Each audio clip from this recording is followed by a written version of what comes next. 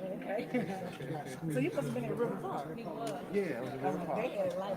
Yeah, I got one that says So the 33, heavy one lifting says was 34, and the last hour. Good evening and welcome to the March 13th work session of the East Point City Council. Madam Deputy City Clerk, roll call, please.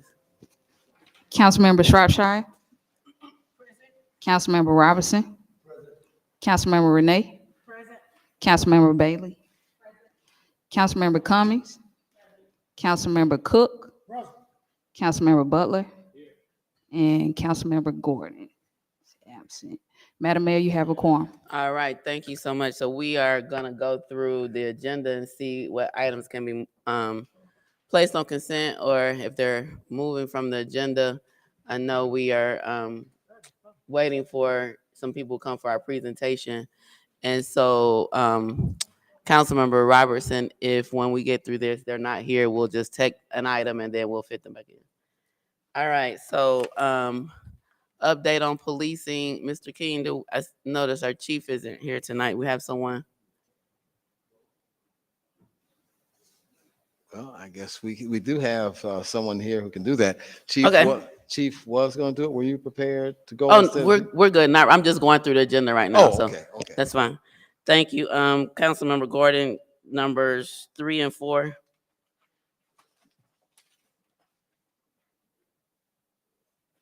Oh, I thought. Oh, I thought when when she heard when the roll was called. I'm sorry, I didn't even look over there. So we I'll just circle those for now. Um, interim city attorney on the home alcohol delivery. We have. Are we ready tonight or need to go to April? Please, to April. Okay. Thank you. April work session, and we've had a lot of other things pop up, so no problem. April work session, Madam Deputy City Clerk. Um, discussion on bank-owned housing in East Point, Councilmember Shropshire. Okay. Councilmember Butler, Ward D Recreation Center. Councilmember Bailey, resources support to strengthen the permitting process. Councilmember Robertson, update on East Point Development Authorities. To April or just off? Okay, April work session, madam. That's what April I try to put the date on my agenda and I didn't have the calendar up. April 10th? Yes, April 10th. Okay. Councilmember Bailey, it looks like 8 and 10 are the same, so we'll just can delete 10, go with 8, combine them, whatever we need to do for the agenda, Madam Deputy City Clerk. Number 11 stays, 12 stays, number 13. Any objection to this going to consent? Anyone have any questions tonight? No. Okay, consent agenda for 13. Number 14, we need our records really bad. Anybody have questions on this one? Consent? Okay. Madam Mayor, Uh-huh. 14, we're going to pull 14 right now. Okay.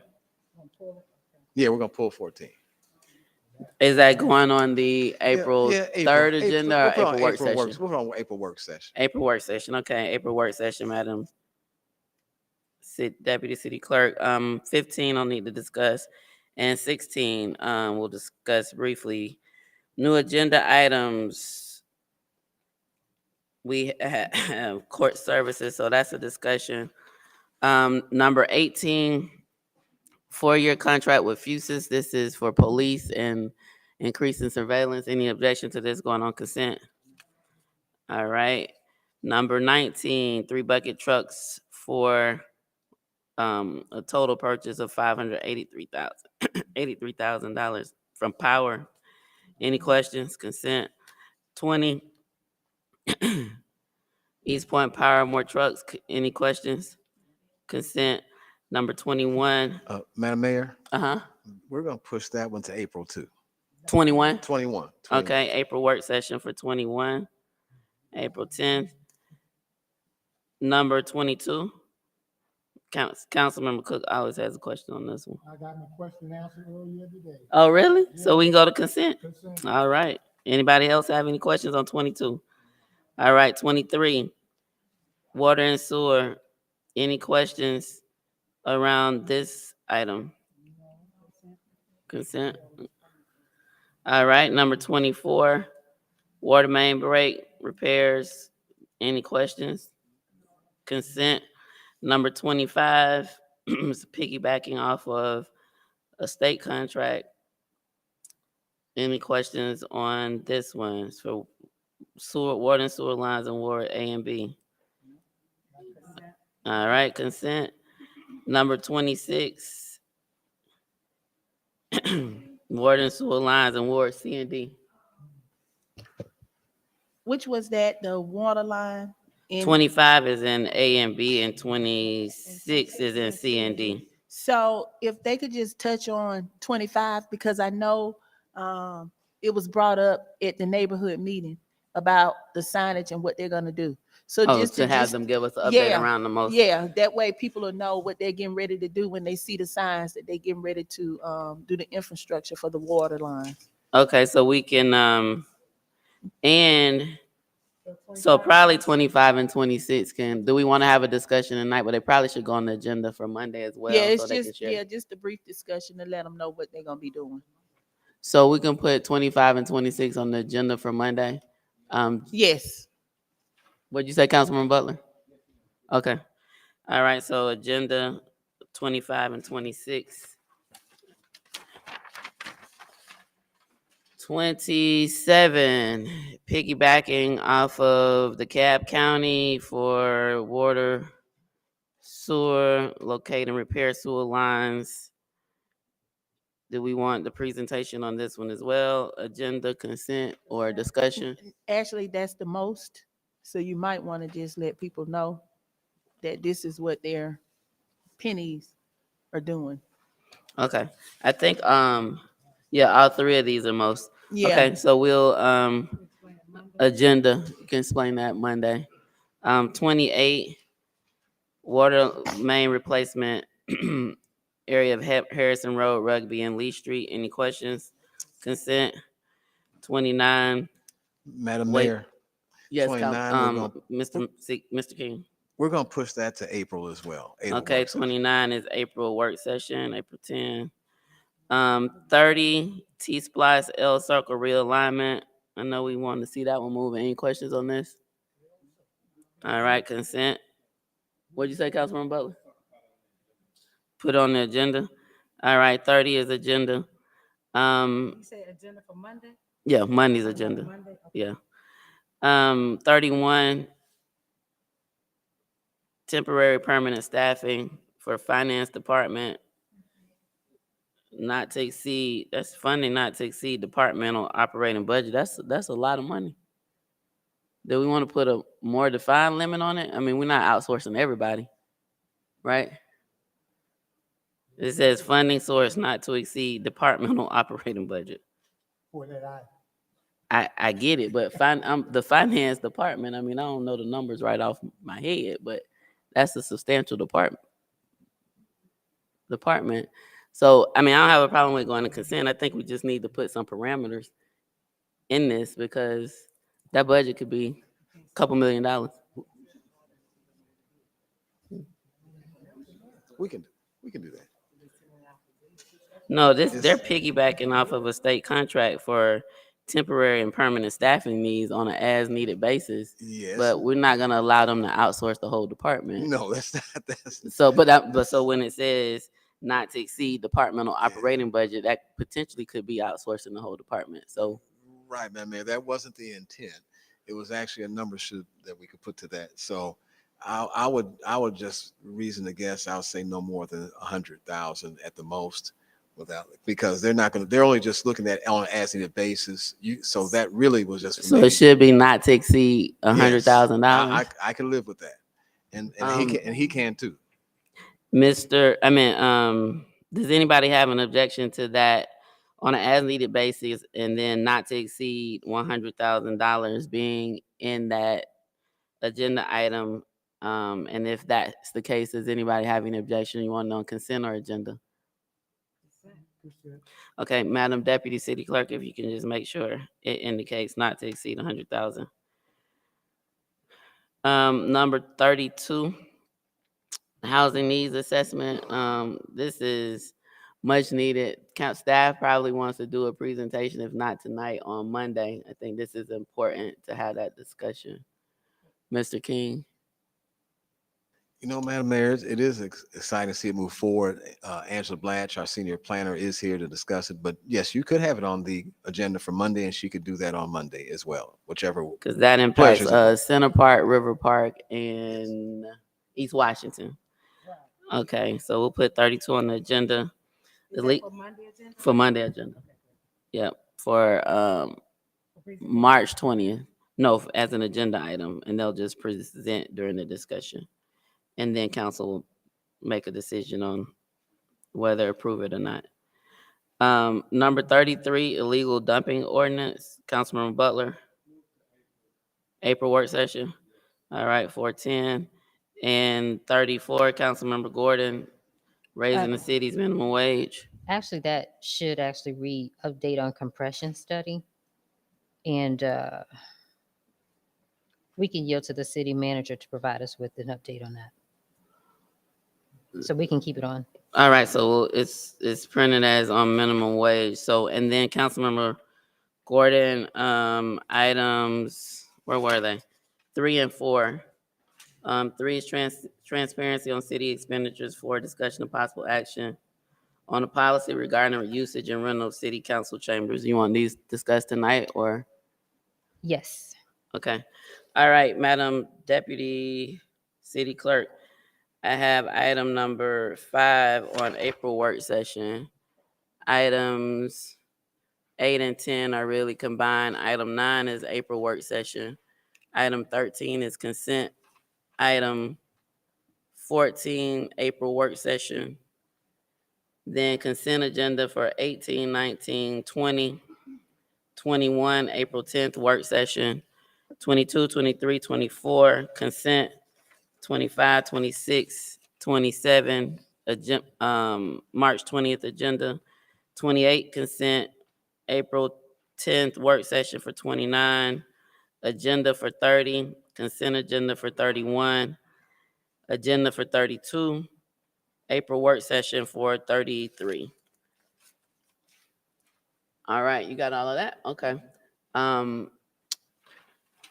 Councilmember Robertson.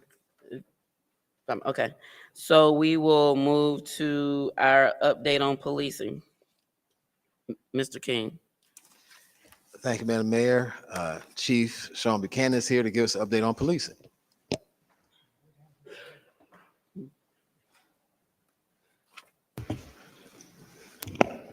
Good evening, Mayor, Council, City Manager. How's everybody doing today?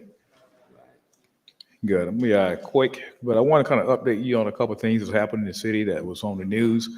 One of them was the case with the 2 missing young men.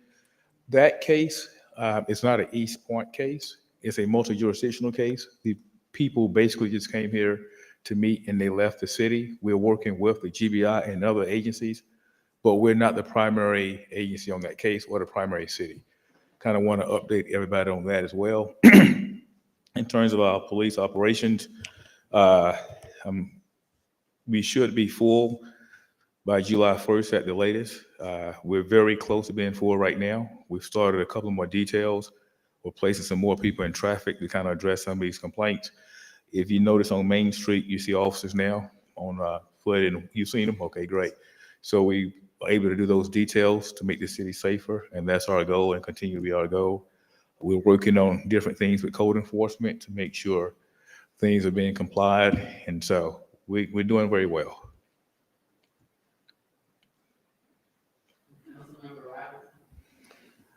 Yeah. You mentioned that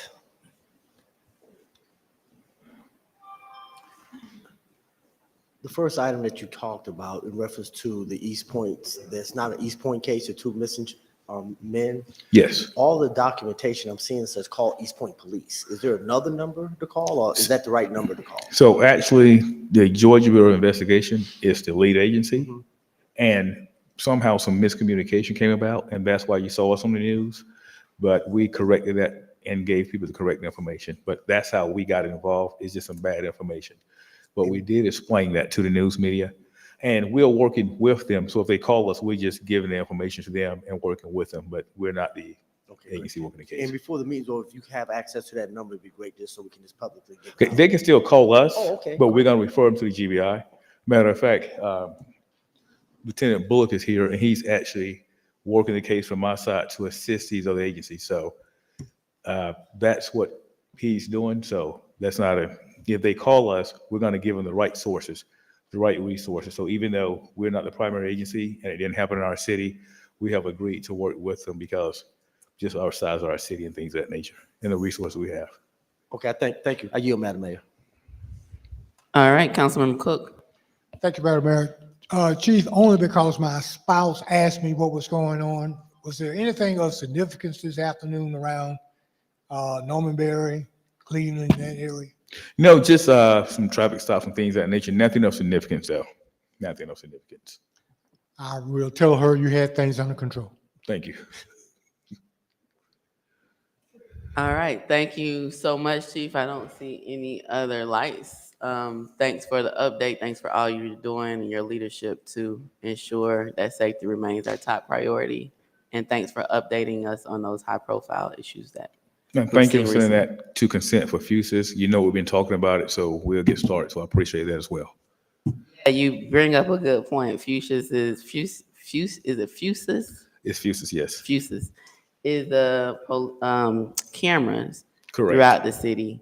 And if we put it on consent, there won't be any discussion about it. Do we have a timeline as to when that will be rolling out? And do you all want to have Chief give a brief discussion about it at the council meeting so that the public is aware that we are increasing our surveillance through FUSIS? Do we have a timeline, Chief? Oh, I'm sorry. Yes, we do have a timeline. I said a whole lot. It was No, like a I heard question you though. and some I did hear comments. you say about the timeline. So once it gets approved, we're going to go ahead and move forward with it immediately. And hopefully within about 30 days, by May 1st, we should have a majority of it working in terms of the implementation phase. The business itself goes through the different vendors and businesses in East Point and try to get consent. So we don't have to do that legwork. So I'm looking forward to it. And this will be to tap into all of the business cameras. Will it also Businesses. provide additional cameras in the city? So our cameras, the business cameras, any residence cameras, with the exception of the Ring camera, but it's going to be revolutionary because it doesn't matter what platform you have outside of Ring, they can connect all the cameras. So if we go into a call, we can see what happens before we get there. If Target or Walmart or even a restaurant has an issue, we can look it up. The officer can pull it up on their phone and see what's going on. We can identify people through the camera system. I can't wait till we get it. It's a lot of advantages of having it. All right, do we want this stay on consent? Chief is just giving us some information about it, or do we want him to talk about it on Monday? I think it'd be great for him to discuss it on Monday. All right, Chief, there is absolutely unanimous support, but because we've been talking about this for a while, and I know the community meetings that I've gone to, that you've been there, you've been mentioning that it's coming. So I'm trying to see I can't even remember which item it is. Thank you, Councilmember Cook. 16, I believe. Is it 16? Yeah, it's 18. 18. Madam City Clerk, we'll put it on the agenda just so we can have that discussion and provide information about it in the May 1st rollout. Not a problem. Thank you, Chief. Oh, you're welcome. Thank you all. And I think those would still be all of your items, so Yes, it is. have a great evening. Well, I'm going to be here for the remainder. I just want to make sure everybody's safe here. I appreciate you. See? Boy, you are amazing. Councilmember Robertson? Yeah. Thank you, Madam Mayor. Yes, we're ready. Okay. What I wanted to do is, I think Dr. Bates is here. Deacon Milton Jones, you could come on down as well. What we did is this is the time where we're going to full circle. We started a global repurposing initiative, basically just to collect shoes, gently used shoes. And the idea was really just to take some of our words and concepts to somebody else. Think about doing something good for other people and also with purpose driven. So we started this initiative and it became a very phenomenal community initiative. Conley Drives Baptist Church, Pastor Fred Jones gave out some called me, said he had some shoes. Then I got a call from the church right next door, East Point First Baptist Church, and Reverend Welch and Dr. Myers, and Deacon Jones is here with the Veterans Administration. I think you can show that video if you want, Shannon, right quick. Thank you. And then we're going to do the check presentation. And we're so happy about this initiative. We collected close to 2,000 shoes. We did about 1,700 shoes. And now we rounded up. Each shoe, when I did the math, was like 50 cents per shoe because we rounded up to close to about $1,000. That's the presentation is going to be tonight. But you can show that now, Shannon. This is just to show how community comes together organically. Staff gave out shoes. I came to the lobby and I saw about 40 bags. I had to get those shoes moved because I didn't want code enforcement coming at me. So I want to thank Jeff Reeves for basically saying, I'll move the shoes for you, and they helped sort the shoes. So it was an organic team effort. I'm waiting for you, Miss Shannon, who's leaving, by the way. Miss you.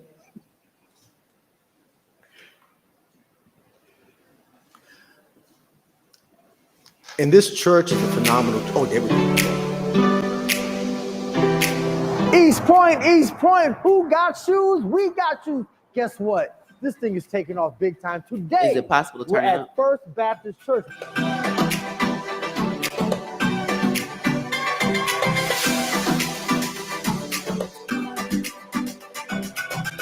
Veterans Ministry that hosted this event for the congregation. We have about 40 veterans in our church. And so this is the initiative. When we presented it to the congregation, they were like really excited to do this. I serve also with the Veterans Ministry here at First Baptist Church, East Point. Deacon Jones did the first call on behalf of the church, and then Dr. Myers has been following through under the leadership of Pastor Welch, and this is phenomenal. We are actually right next door to City Hall, so you are truly our neighbors, and this is what this is about, truly engagement of the community. Did not ask. They saw the need and started this process, and my heart is full. Good. Had the opportunity Thank you. A couple of years ago to spend some time with Mayor Deanna, and that relationship That's exactly right. just expanded. That's exactly right. And we're always happy to see East Pointers Yes, within the worship experience here at First Baptist. that's exactly right. Thank you so much. We are fun. Guess what's next? Who got shoes?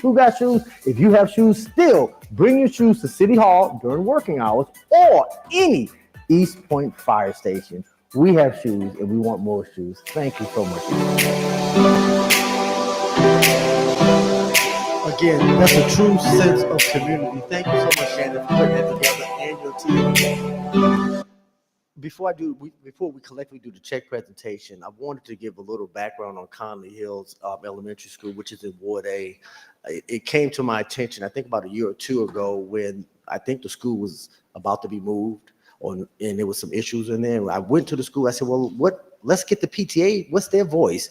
And they didn't have a PTA, so Ward A's office helped start it. The mayor was on there, Shropshire as well, Councilwoman Shropshire.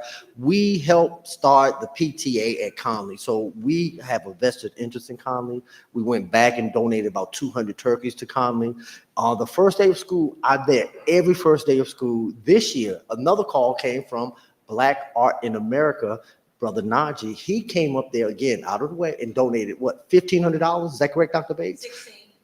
There you go, $1,600. So we are giving. The community hears to cry and they give. So I would like the council and Dr. Bates and all this join me as we present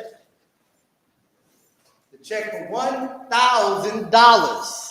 Let's give it up.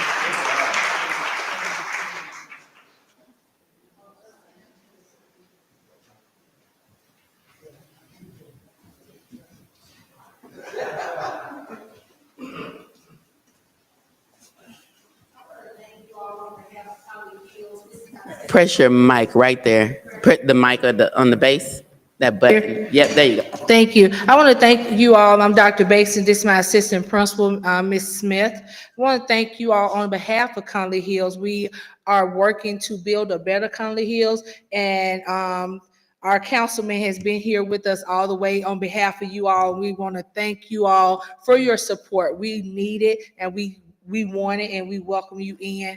Thank you all for investing in us and believing in us. We are a small school on the hill. We need all the support that you all are giving. When he calls, we answer. And when he says, do you want it? Yes, we do. So we do not turn down any support. So any support that you all offer, we want it and we appreciate it. Our scholars are in need, but we're on the rise. Success is our only option. And with you all on our side, we will always win. So thank you so much. Also, real quick, we did a pop-up too and did a teacher. What was the teacher's name we gave $500? Miss Shumpert, and she still is walking around with her hair hanging high because she deserves it. And when you want to do another pop-up, we got one more teacher ready. So anytime you want to do a pop-up. And that was on behalf of my fellow man, Mr. Johnny Mills. He said he wanted to do something. I said, hey, go to Conley. Let's go. What you all got for teacher appreciation coming up? Stay tuned. Stay tuned. I'm gonna have to sneak out of here. We ran out of here. The building is not armed. Okay. So bye-bye. Thank you so much. Thank you all so much. Thank you. Thank you. I yield, Madam Mayor. Oh, I'm sorry. Oh, go on, Deacon. Yes, sir. I didn't know. Good evening, Madam Mayor and Council. Thank you so much for allowing us to come over. I'm Milton Jones, one of the deacons at First Baptist Church of East Point, where Pastor Reverend Kamau I. Welcher is pastor. I wanted to say, first off, thank you for the inspiration that led my co-chair, Dr. Sarah Myers, to say, let's sponsor a shoe drive to help with this. And so our veterans ministry took that on. As a parent of a 45-year ago first grader at Conley Hills Elementary, I'm going to step forward and take the initiative and say that our veterans ministry and our church, they may kill me when I get back there, but I'm going to say that we are going to take on whatever level of support that we can do in relationship with Conley Hills Elementary School. So we thank you for the inspiration and thanks for the opportunity to come before you today. Thank you so much. And you have our director, Broom, who's a member of First Baptist Church and your ministry. So she was clapping in agreement. So you got at least another person agreeing with you. I am remiss in not mentioning another leader in our veterans ministry. Yes. She and I both being Marines. Semper Fi. Okay. Well, thank you for your service. I also, real quick before we wrap up, they feed the unhoused every week on Wednesday. They make about 30, 40 different sandwiches, and they're out there. My staff has been there going on over a year. We don't talk about it. We just do it. But I just want to acknowledge that they do that and thank them for what they do. All right. Well, thank you so much. And we will move to item number 3, Councilmember Gordon.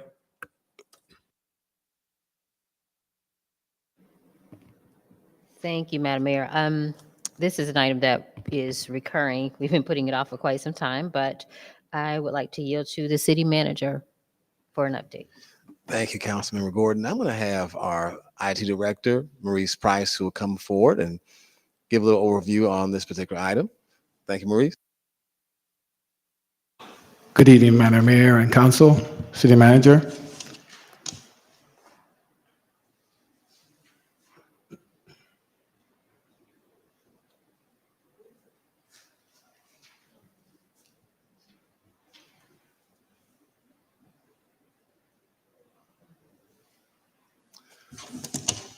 Okay, so we have looked at the application called OpenGov.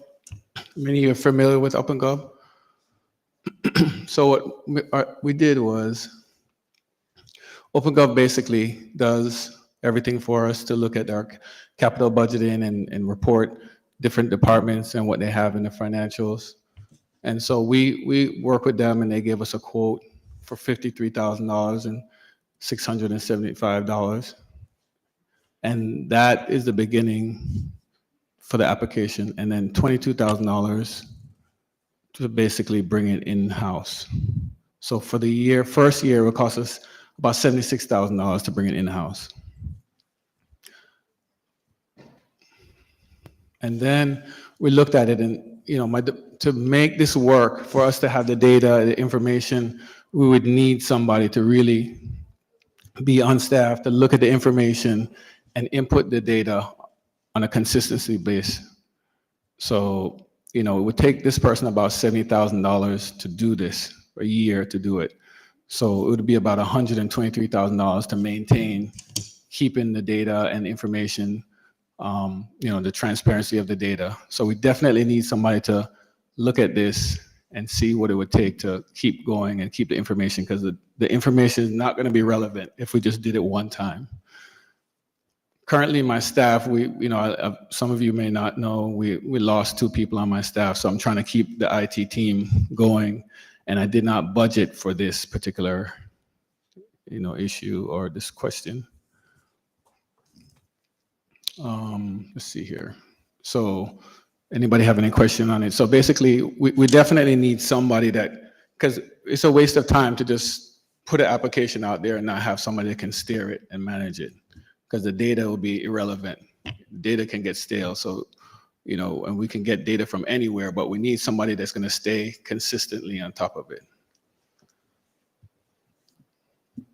So, let's see what else is there. That's about it. Does anyone else have any question on it? Councilmember Gordon, you have anything else? I know, but it's your item, so I'm allowing you to ask the first questions if you have any, and then I will go to the other lights. And no, I'll yield to Councilmember Cook, because usually the sponsor goes last. So I'll yield to Councilmember Cook. Councilmember Cook, please. Thank you, Madam Mayor. It's been a while since we talked about this topic the very first time. I think it's been a couple of months now, and I've forgotten exactly what the model is supposed to look like. Now, except for the city manager, the other representatives from finance is not in the room right now. So I'm a little puzzled based on all of the documentation relating to expenses and revenue that we already have floating around. What is this going to look like that's different from what we're already doing? Now, So before you respond, let me just put out the fact that, number one, we know council-wise, we get a budget package at the beginning of the fiscal year. It's in a 3-ring binder. It's about 2.5 to 3 inches thick. We're also doing the monthly variance report, which is part of the city manager's obligation to inform the council and anyone else who needs to know what the budget looks like as we go through the year.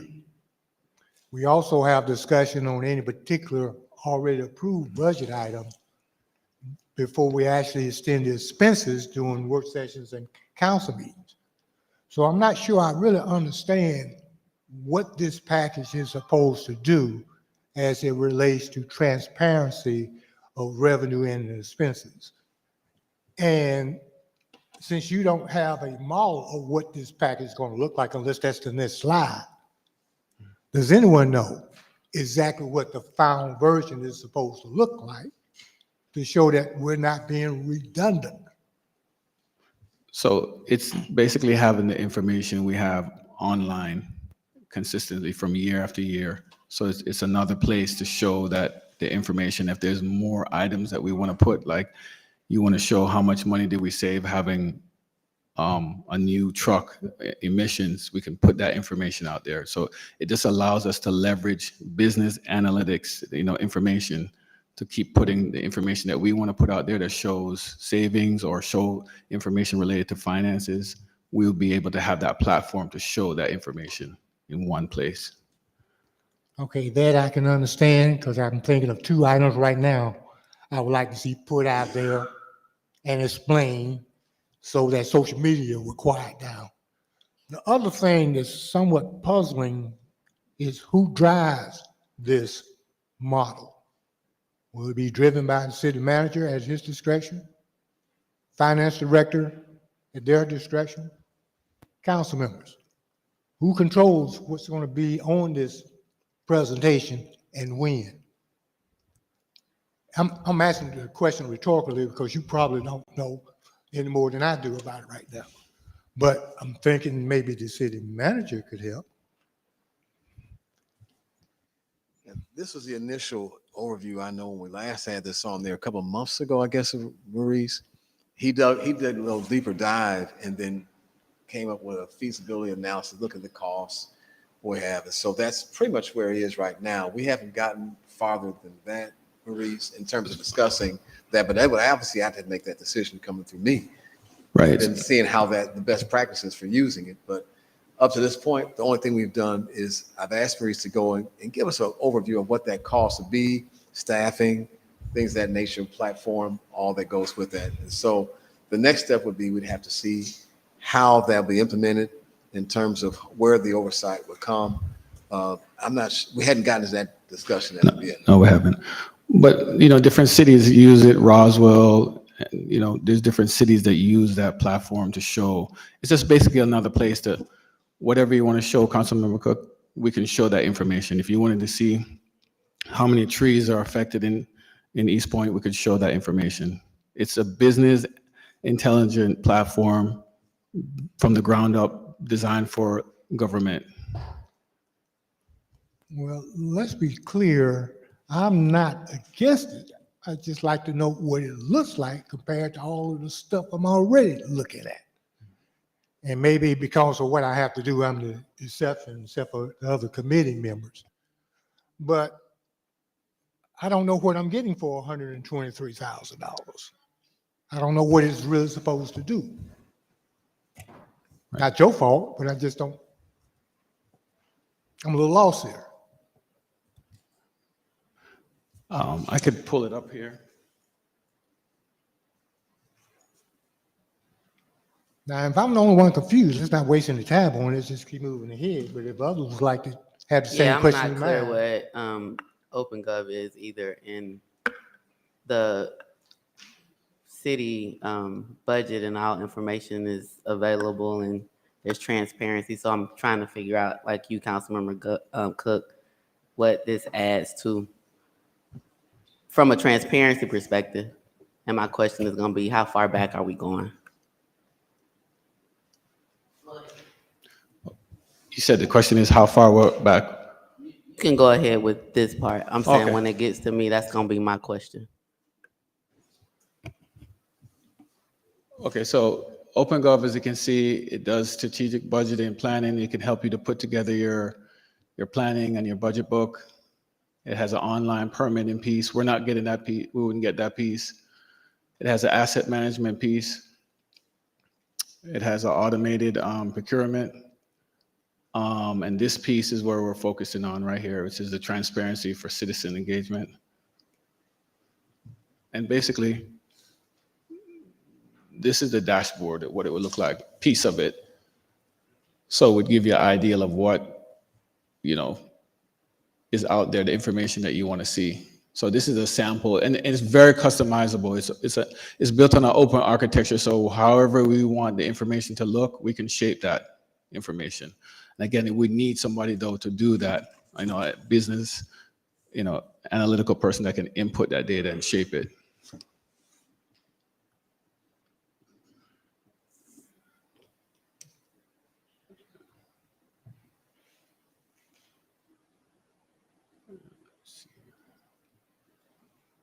So you can see.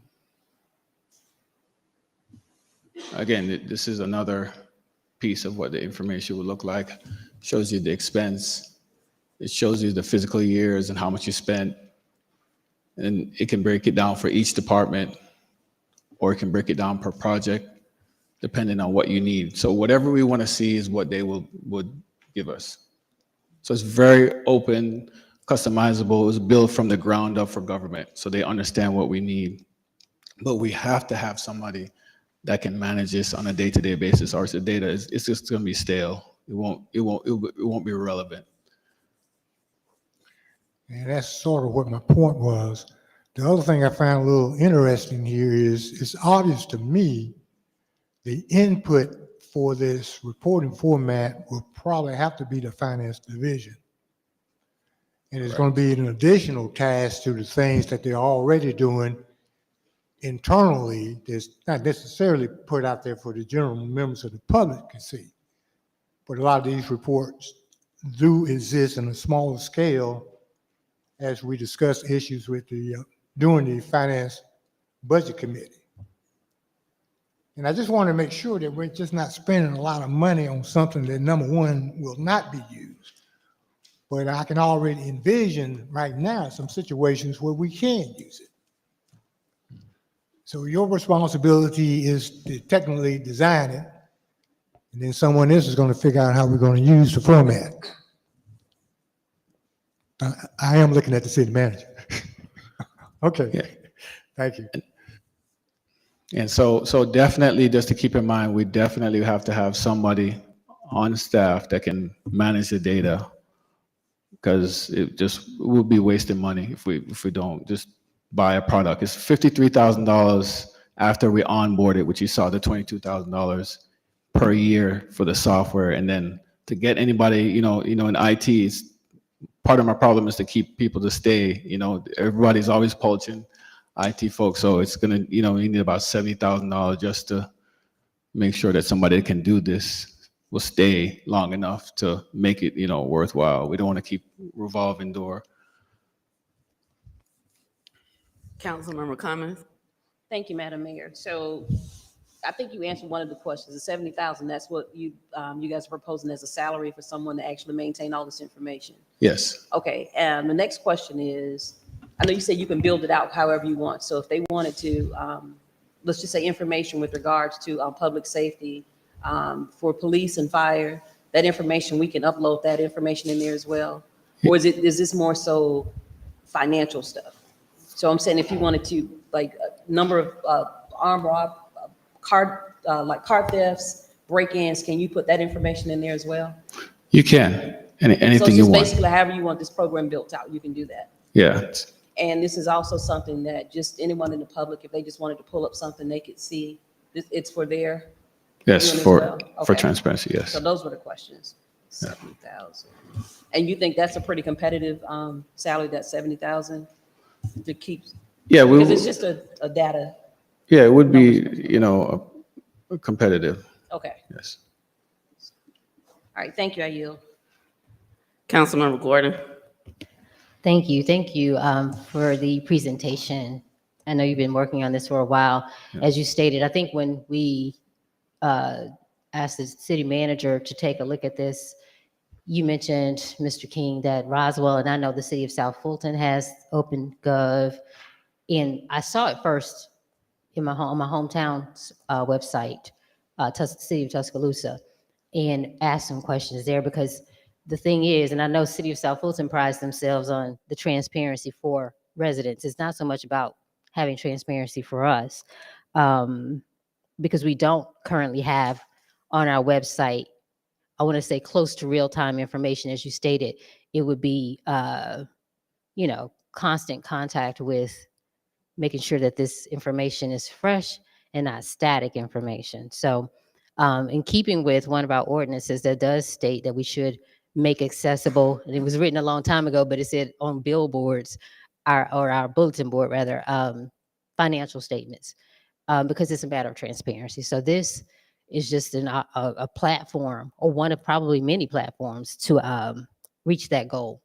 We do have a lot of folks asking questions, and right now we just, the budget, yeah, it's online, but the budget is allocations, it's not active spending, and so that's what this is for. uh I know, Mayor, the last time we talked about this, you mentioned maybe going back to 2014. I don't know how this platform works in terms of retroactive information, or how far back it could go. Depending on the information, what we have, is what we could show. Okay. And so this was just brought for an update on the research that has been performed over the past few months. Thank you so much. I know it's been a lot. I don't know if you've had a chance to talk to the city of Roswell or city of South Fulton, but, to see how their model is exactly shaped. But again, this is a transparency type of software, and it's transparency for our stakeholders to see what's happening, as frequently as possible. Thank you. Thank you. Does the salary include benefits? Okay, so That let me go back. $70,000, is that salary and benefits or just salary? So Miss Iris is not here, but you got to consider, salary, 70,000, add on another 30. I'm thinking with benefits and everything. So you're looking at about 100K just to have that one person on board. And the annual fee was what again? The annual fee is $53,000. So about 175,000. Correct. Yes. And the look back provision is something I'm very concerned about. I believe we have transparent government and that the information is available when requested. I get this gives us real-time information. It kind of goes along with priority budgeting. So I just want to make clear that this doesn't suggest that we don't have transparency. We can provide more information, more real time, as was stated. But going back is important, because the only looking forward, I think it misses a huge area of concern that I have, to just suggest that we'll move forward and not look back at the previous expenses and things that may have happened. And so I would like to know how far it can go back, and how do we upload that information to ensure that it looks back if we go forward. If that's what council decides. So thank you. And if you could get that information, that would be helpful. Okay. All right. Oh, so wait, you said how far can it go back? Correct. I would like to go back 2014 or prior, even maybe 2010. But So, right, 2010. so it can go back as far as you want, but again, if we have that information, depending on where it is, from I got here, some information may or may not be there. We don't, depending on the information. But from a Yeah. transparency perspective, we want to put in what we have. And if it's not there, that would be a transparency concern. So like 2010 forward. Yeah. Yeah. And you're right, we already have this information here, and it's open open to the public. The information is already here. We're just showing it in a different platform, basically, in a nutshell. All righty. Thank you so much. Next up, Councilmember Gordon, item number 4, discussion and possible action on policy regarding the usage and rental of city council chambers. Thank you. This item is on the agenda so that we can establish or have a discussion about establishing whether or not there's a policy for renting this space, the council chambers, not, of course, outside, because that was designed with the effort of having events outside where we have somewhat of a amphitheater style on our front lawn or plaza. But in terms of the city council chambers, I think that we've had certain people use the space, but we've also had certain people that I don't know that it's open to the general public. So I think that we need to have some consistency so that we're not looking as though we're being preferential to any one person or group. So that's my concern. I know that some of our other public spaces have attached to them a policy, whether it's, $20 to rent out a community room at a fire station or use of the city annex. And that might be, I can't remember, we decided to waive some fees if a council member's involved. But at any rate, I just don't even know, even from a city attorney perspective, if we need to have a policy, because we are sometimes having events here. And then I don't know that the general public is allowed to host or utilize the space here. So I just feel we need some consistency, but of course that's open to conversation amongst council, but also wanted to know if there's just a suggestion legally that we might want to adhere to so that we have that consistency.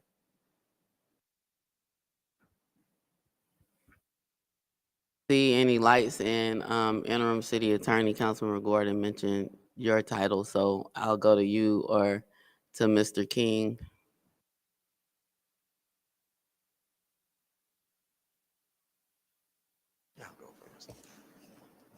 Well, we do have a policy in place for the city annex building, the recreation department over there for Jefferson Park.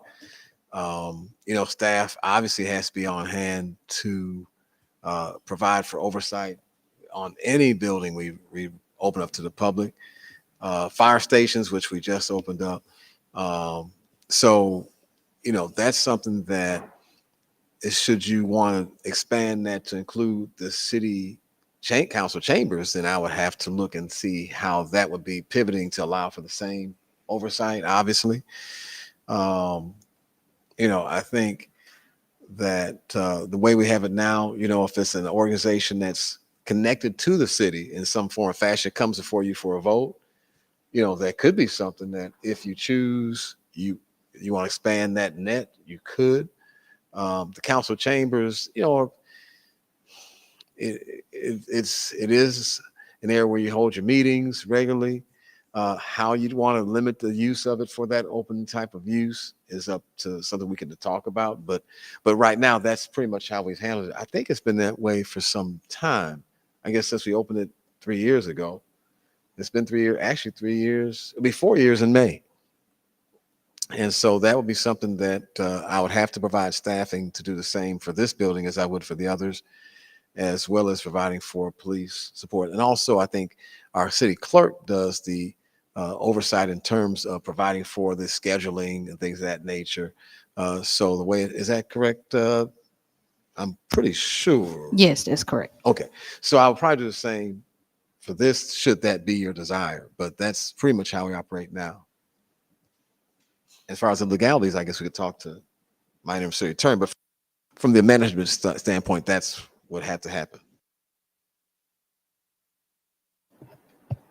If it is the desire of mayor and council to do that, we just have to make sure that it was administered equally and in accordance with any ordinances that are applicable. If that is the desire, but it first has to be the desire of this body.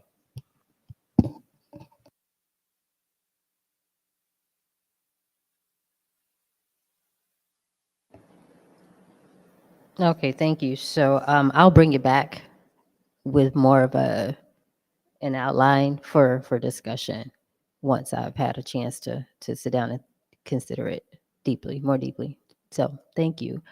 I have a question though. I'm not sure if either one of you can answer. With the other spaces, are there any insurance requirements attached to those rentals?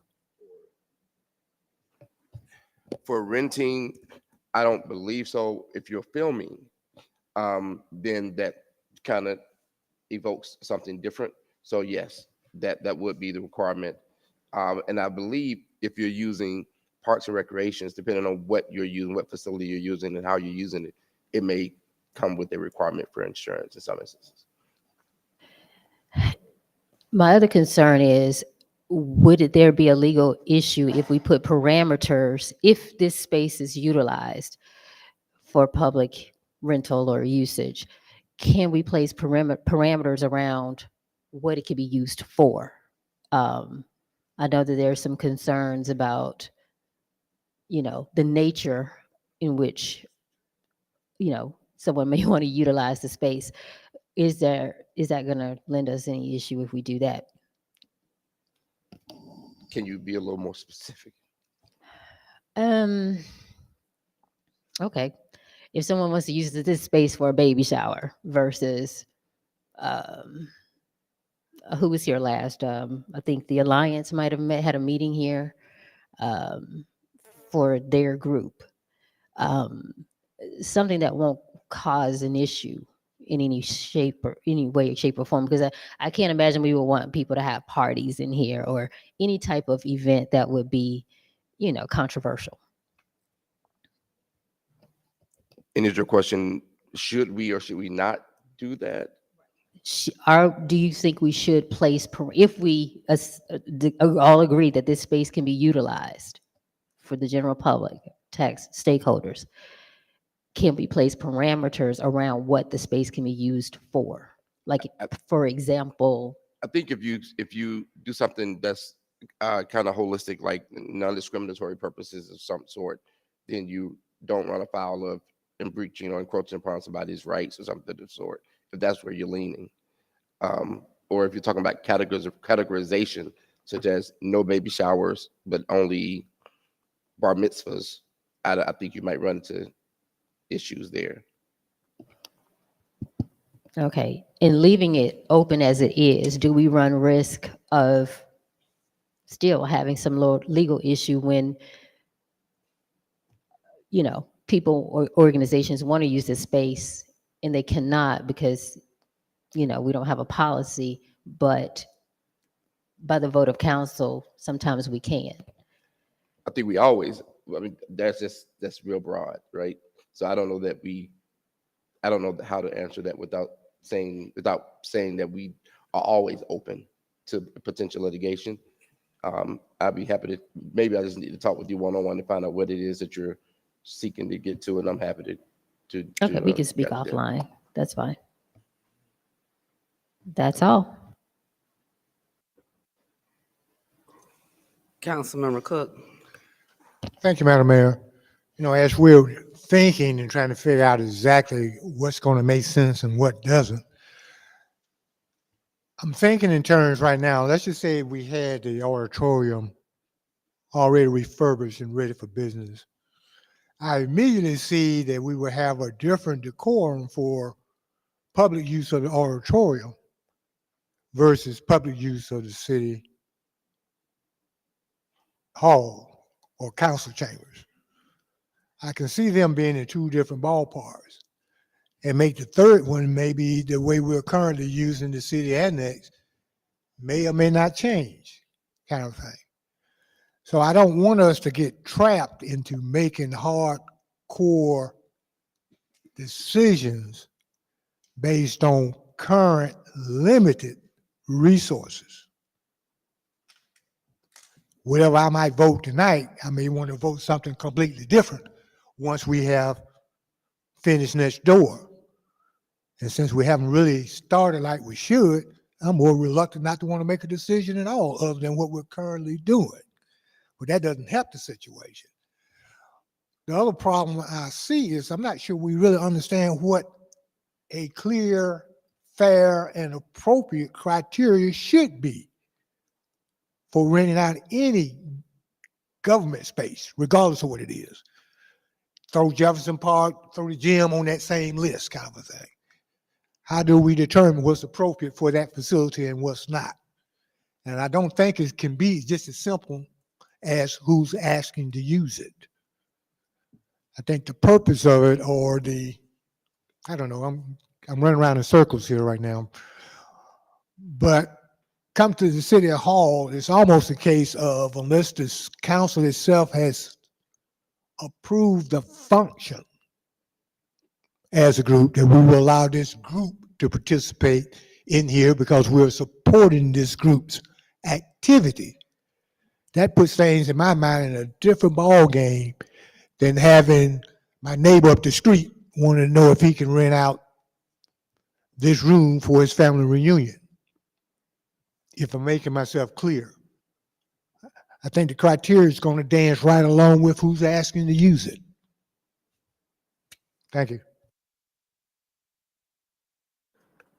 When we passed the use of facility rental agreement for our buildings, there was a specific discussion around use of council chambers, and it was if you're having a town hall meeting, you're communicating with the public for a town hall, sharing information, community meeting, then there would not be a need for a vote of council. If you're having an event in council chambers, and some have been scheduled for this room that were not approved by council, but then they were later changed.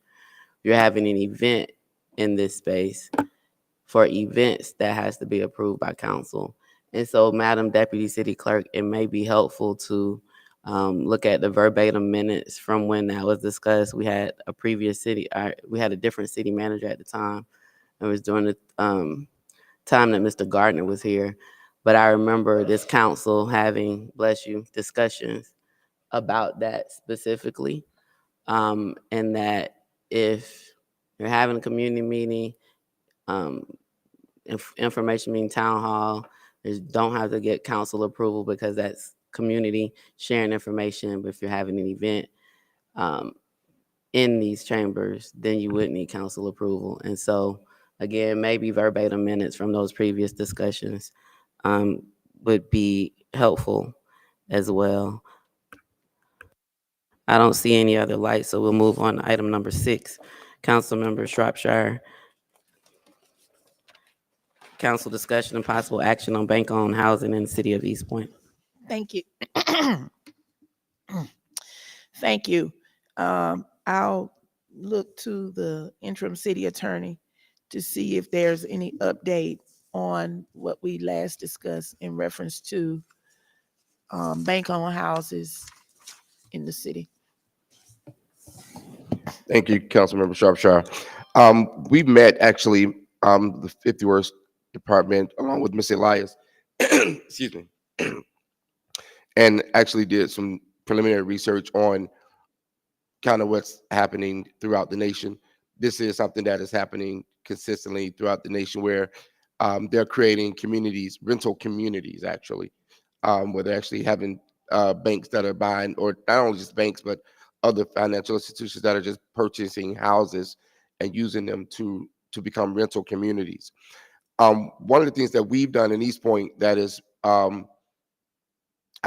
shouldn't use the word prevent, but that is assisted with that, excuse me, is that we are requiring anyone who has a property that is vacant for any excess period of time to register that property. And if that property is vacant for 60 to 90 days, you have to register and show who the owner is. And if it remains that way in a dilapidated state, then it's brought to the attention of the 50 Words Committee, and they get a letter once the house is inspected by either the chief building official or the chief of fire marshal to come in and to tell them what the intent is for the house. Because Georgia is, just like many other states, such a strong property rights state, we can't necessarily impact who it is that houses are being sold to. What we can do is what we're doing, and that is to make sure that if you're seeing houses, I just got an email just now from someone who said that there's a house next door to them that is vacant and open. And I immediately sent them, if you probably saw the chief come up, and sent that over and asked them to go out and check that out, because I think that's the best way for us to address it and try to approach it. That's the update for you.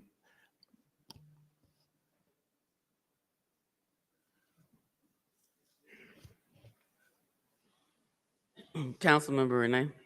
Thank you, Madam Mayor. My question is, we are, well, I guess it's a statement and a question. We are just now moving away from being the city of renters to actually home ownership. And we were doing that as a steady incline. What would be the economic impact on having corporations or anybody buying up communities and for renting purposes only? The economic impact. I don't know if you would have that answer.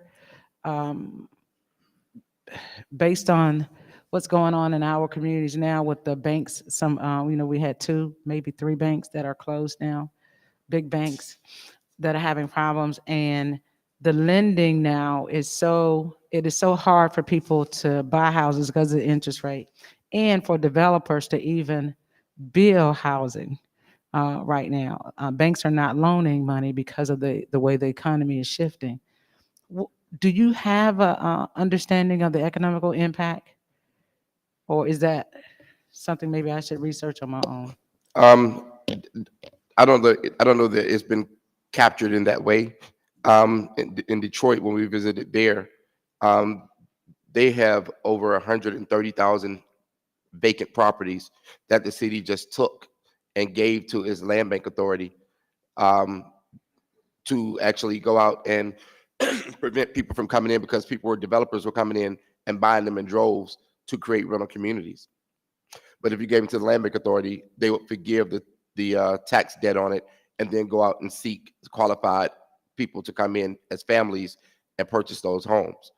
I don't know what the benefit is, other than, you have such things as HUD that's not doing single family homes, not even doing multifamily homes anymore, and that we're kind of headed back toward a bit of a housing crisis, not the one that we had before in 2008, 2009, but we are headed that way. And maybe this is an anticipation of that.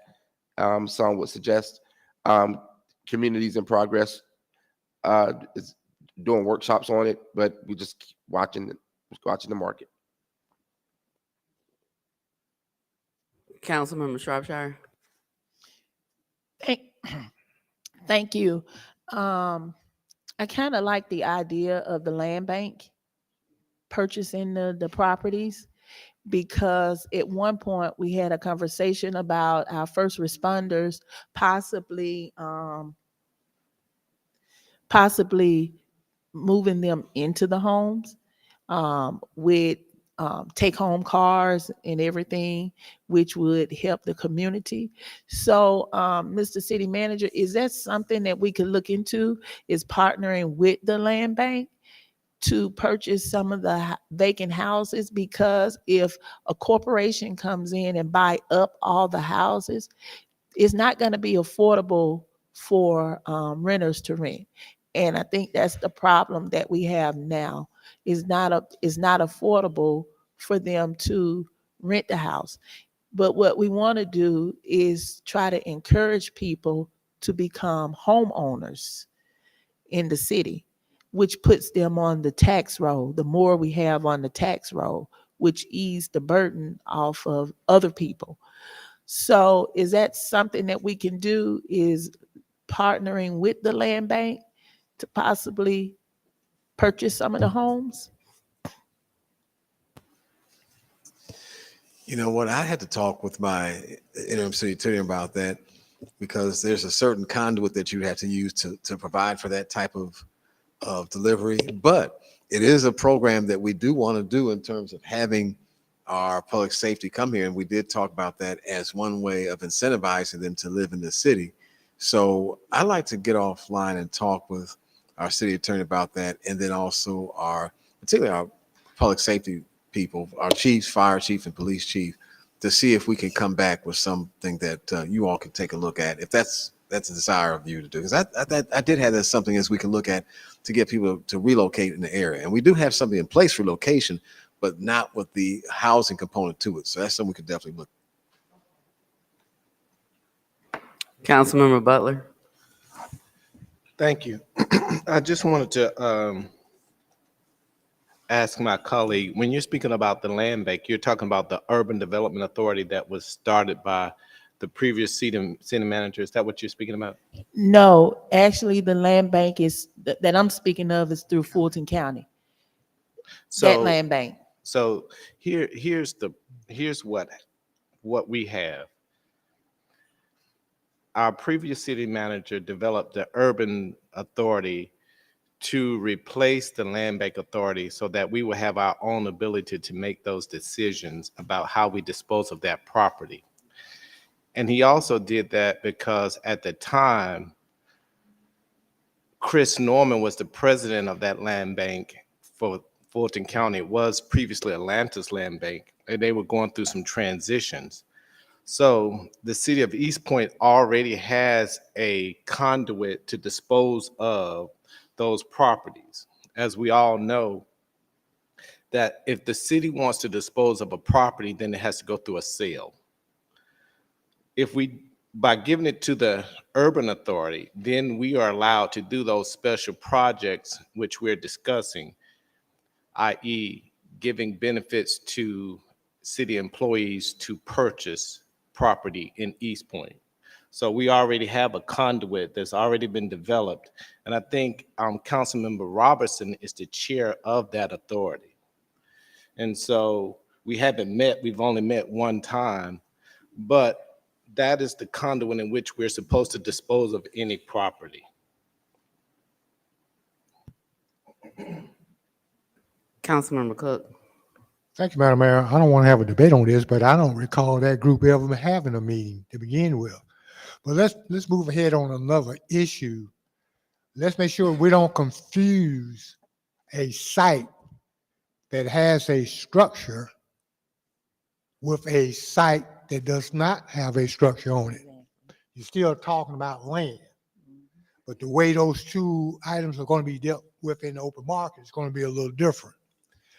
I think the other thing we're going to have to spend some time on monitoring is exactly what's happening in our own neighborhood, I guess for lack of a better term, as opposed to getting confused with what might be happening on the north side of Atlanta versus what might be going on in Cobb County. There was a lot of discussion about this topic at the symposium that was held last week at the convention center, the one that Michael Hightower's company sponsored. And depending on what your point of view was and what your question was, you got a different answer. Because the problem itself is very complex at this point. And one thing we haven't even discussed that could happen to us is that right along with the potential of Microsoft getting up and running in our future, and anybody else that comes to town, what type of housing their employees may actually be seeking. And it may not be the traditional homes that we are all so used to, because the entire real estate market is reacting to the change in home ownership right now. That reaction is so strong that even the portfolios for our pension plan is beginning to reflect that difference. That's just how much it's changed. You talk to the guy on the street, he's saying, no, I will never own a home because I never make enough money to actually buy one at today's prices. And he'll be lucky if he can find somewhere to rent, because that price is going to be off the chain. So what am I really saying? I think we got a monster of a problem, and I don't think we even know what we should do first, other than just talk about it to the point where we all become confused that it really is a monster. And somewhere in all of this dust, we do have what the first step is. Maybe the first step is what we've already done, and that is try to come together as a group and discuss how to dispose of blighted property we've already taken on. Still doesn't solve the problem that Councilwoman Shropshire has brought up, but it's going to be in the same ballpark as that problem. No, I do not know what we should do first. It's mind-boggling when you really think at what's at stake right now. You know, all I know is I don't want East Point to turn into LA, California. Okay. So the city owns very little property to my knowledge. We own the Commons property. We own property off of 166, and we own the property at Headland and Delow. At the corner of Headland and Delow, that Not went back to anymore. housing the Habitat for Humanity now. Habitat. Okay, so we used to own that as Habitat for Humanity now, but so outside of that is the Commons, and it's the property off of 166. Interim City Attorney, am I missing some properties that we own? We have about 4 single-family homes that we also own. Madam Through Mayor. 50 Works. Through 50 Works, yes, ma'am. Okay. Yes, ma'am. And so I think the question becomes, is the city going to get into the business of buying property and using our reserve funds to do that? Because you can't make any decision, and none of these authorities have funding or money to acquire it. Usually what happens is the city acquires it and then gives it or transfers it to the development authority. I think that's what's being contemplated for the Commons project. And so question one is, are we going to start using reserve funds or general fund balance to buy property, to then try to get other people involved? The Urban Redevelopment Authority, I think, may have had one meeting. I don't know that that is the right vehicle, because I'm not comfortable sitting on the authority. If we buy property or own property as a city, we have to do a solicitation to sell it. I think the Urban Redevelopment Authority creates this Chinese wall of sorts, and we still sit in these seats, but then we would be making decisions and just transferring property, without that level of procurement that as a government body and as council members and the mayor, as members of city council, we have to do. I think the number, where is it? I just had it.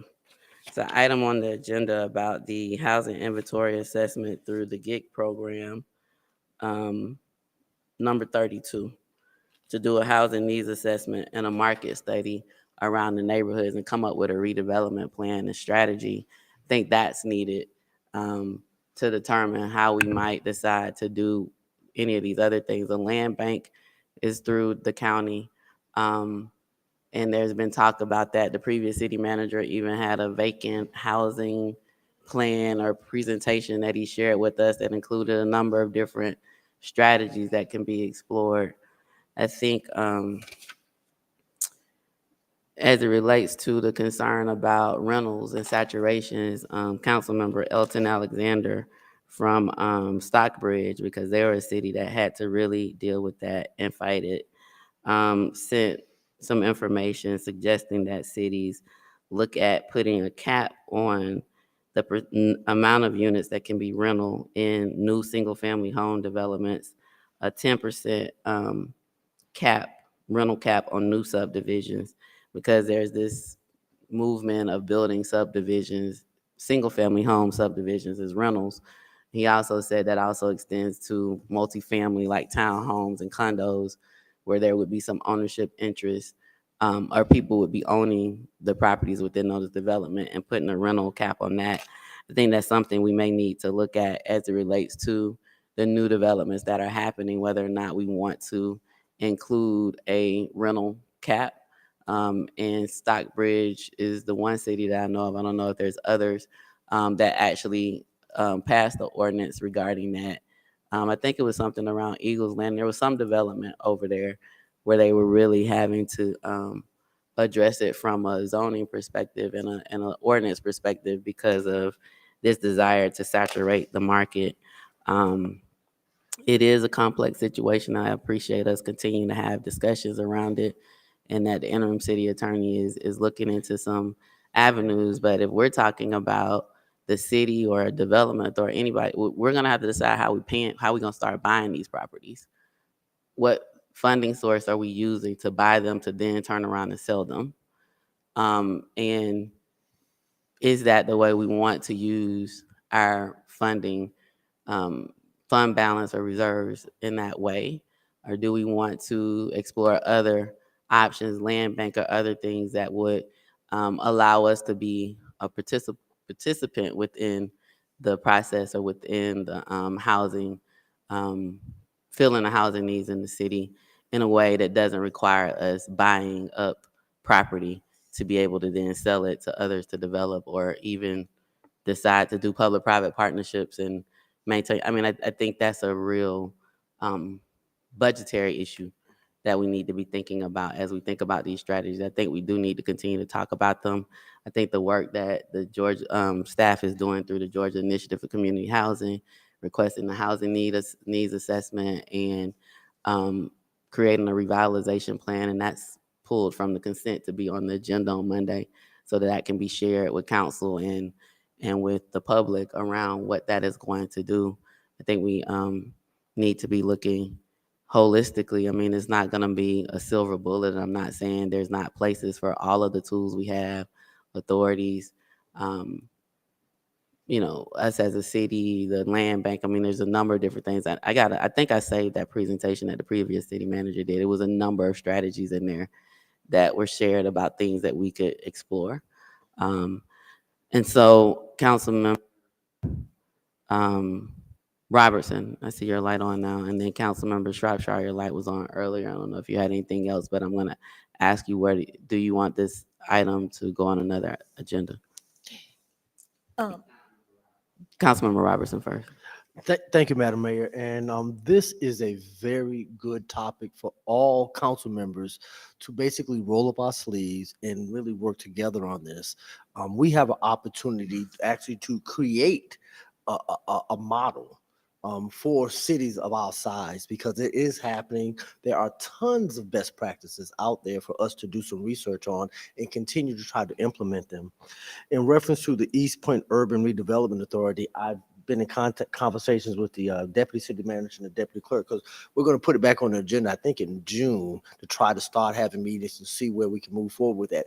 Like Councilman Cook said, it's in the same ballpark. It doesn't solve the answer, but we have to get at the table, have conversations, roll up our sleeves together and see how we can do this. But this is a phenomenal topic and issue for us to work on together. I yield, Madam Mayor. Thank you. And this can go on to the next month agenda for the work session, so we can continue to have conversations to try to come up with a plan as to what we can do and how we can do. And hopefully we can get with the land bank to work something with them, not for the city to purchase, but for the land bank to purchase the homes, fix them up, and work with getting finance for our first responders, uh, whomever could potentially come in here and purchase a house. But my first preference would be first responders moving in here. But our main goal is to drive down the rental in the city and increase it with more home ownership. That's the main goal, is to increase it with more home ownership.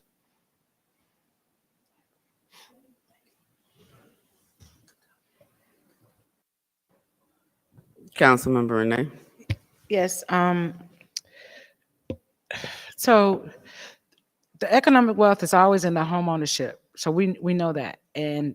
And we also know that renters does not bring that. And what happens is when our economy goes south, it's not doing extremely well, and people are not able to afford, what happens is when they put renters in those places or apartments or housing or townhouses, for the most part, they get whomever that can get, who could afford it, and a lot of times the people who could afford don't move to East Point. It's the least of the least, and a lot of times who don't value what the community means and what it's all about and what we're trying to achieve.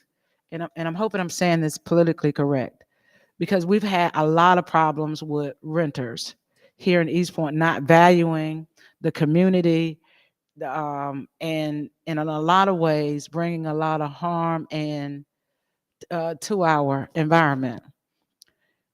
So until we kind of figure out like what we're trying to do, or we already know renters is creating an environment of rental is not good. And so is it best that we do the program, the Getty program, to see what it looked like, how many renters that we have, how do we move forward on this by doing a moratorium on renters for right now, or new development for renters, so that we could get a handle on what's coming in and how we can help manage this. And this is not to say we just freeze it forever, but just give us an opportunity to do a study so that we don't find ourselves back in 2008 when people walked off from a lot of housing, because we see where the economy is going right now. And the fact of the matter is not looking that great, especially for working families. So if we could just take a look at that, we know that we have 200 units that are coming in the Buggyworth, Wagonworth district. So we already see some of the stuff that's already happening. So is it wise for us to do, and I'm not asking for an answer tonight, but something that on the radar, I think it will be wise for us to consider a moratorium for at least 30 days, maybe, so that we could take a look and see what the study is. And even if we don't continue the moratorium, maybe we could do something like Henry County or Stockbridge or Eagles Landing to say, hey, if you're coming into our community doing development, maybe just 10% of this or not so much, or however, we could see what the practices are, where the best practices are in other communities to make sure that we get the best of the best. I yield, Madam Mayor. All right, I don't see any other lights on. This will be on the April work session, Madam Deputy City Clerk, and we'll continue the discussion. I think it's important that we look at it comprehensively. So all of the discussion is good to help us get to where we need to be, as well as attracting people, first-time home buyers, investors, people who want to start getting into having additional properties, but also continue to ensure there's not a greed model.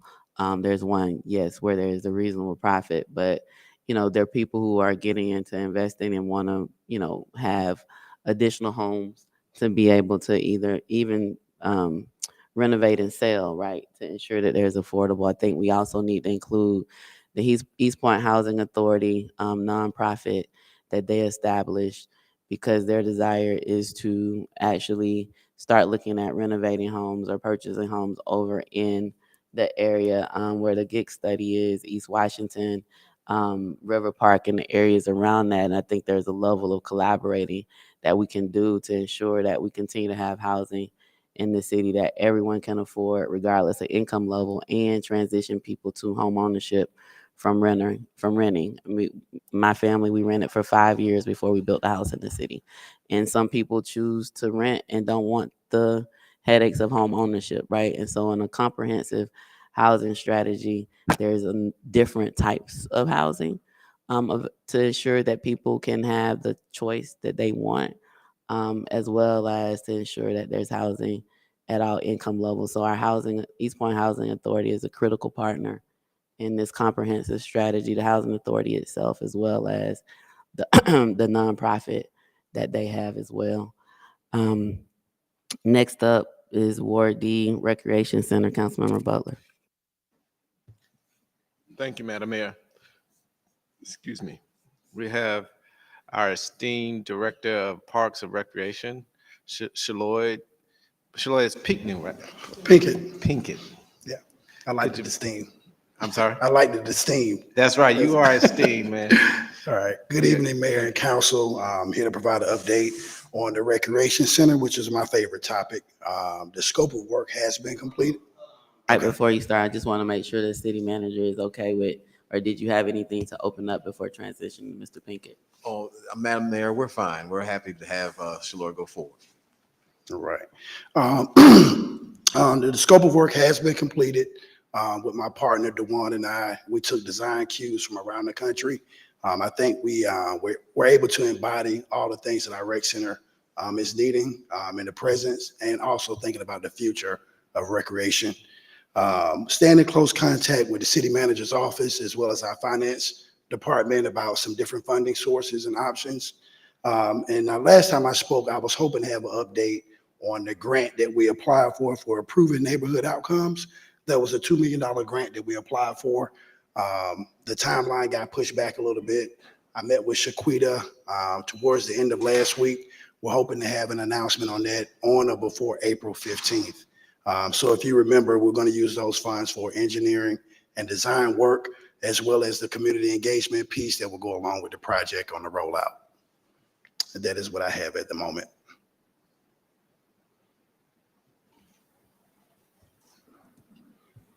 Councilmember Butler, did you have any questions first, or not? I'll go to Councilmember Cook.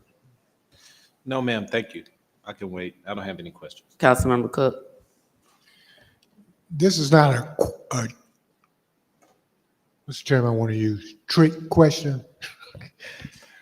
But have we gotten far enough to even have a rough ballpark figure of what this capital expense is going to be?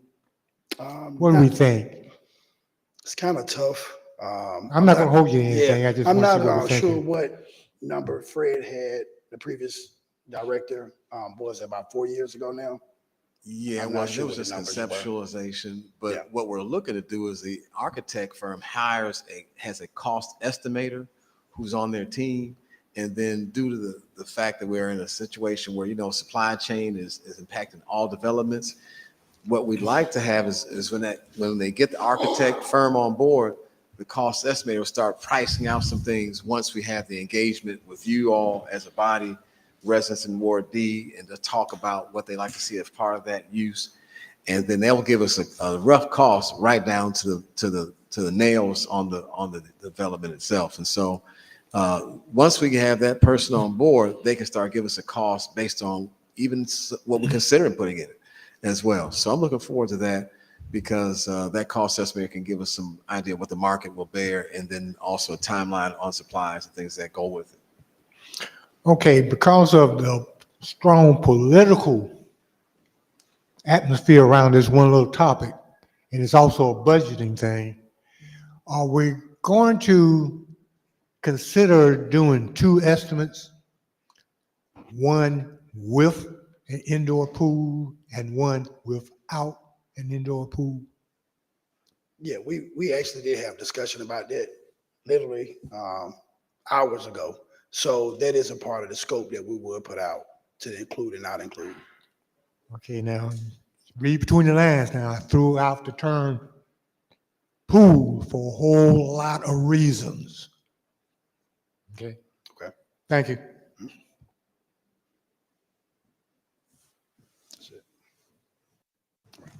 All right, I don't see any other lights on. Thank you so much. We will move to number 8, council discussion on resources and supports to strengthen the permitting process. Councilmember Bailey. Thank you, Madam Mayor. We had a meeting, well, town hall meeting, and then there also was a follow-up meeting, work session to discuss supports, any barriers to the permitting process. So I just wanted to hear updates from that department as far as how things are going there. If you foresee any barriers, and then council, mayor and council, we definitely want to talk about supports to support that department. Councilmember Bailey, I've got our Director of Planning Community Development, Kimberly I have Smith a here. question. Yes. I'm gonna let them go ahead with the presentation and I'll come back to questions. Okay. Mr. King. Thank you, Madam Mayor. We have, they're just going to give a brief overview of some of the things we're looking to do. I know we have had the community meeting, which is about several Saturdays ago. And, we have what I call our A team in planning, which has been working diligently. I've been meeting with them weekly to get with staff to talk about what are some of the things that we're looking to bring what I call some of them are things we can implement pretty quickly, but also we're looking to get together with focus groups. We've had meetings with Turnkey Solutions to get the focus groups going. And so we're very close to getting that up and running. But I've got Kim to give a brief overview of some of the things that we're considering, and then we'll turn it back over to you, Madam Mayor and Council. Good evening, Mayor and Council. Kimberly Smith, Planning and Community Development Director. Thank you, Mr. King. In reference to the development services, we're looking at this from a holistic perspective, and we are wanting to reimagine our entire permitting experience and process for the community on both sides, from our users within the city as well as the community members, property owners, and investors. One of the first things that came out of the meeting that we had in this room on February 4th, which was a town hall meeting, the main focus is, why does it take so long to get a permit? That's one of the main focuses. Very frustrating for everybody at the end of the day. But what came from this meeting is we're going to implement a development steering committee group that came out of the meeting from many community members that were there.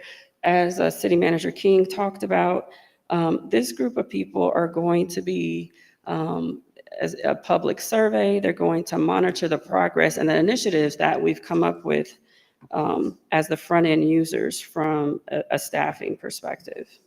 And they're going to be there to provide direct feedback to us as we move along. We've been in this process for about 5 years now since I've been here. And we've had the opportunity to think of the permitting process from a think tank perspective. As issues come up, we get together and figure out what is the best way to move forward on them. Some of the low-hanging fruit that we've come up with, obviously, we're talking about the steering committee, which will be able to guide us and provide exceptional feedback as we move forward. Another low-hanging fruit is actually some of the policies that we have in place.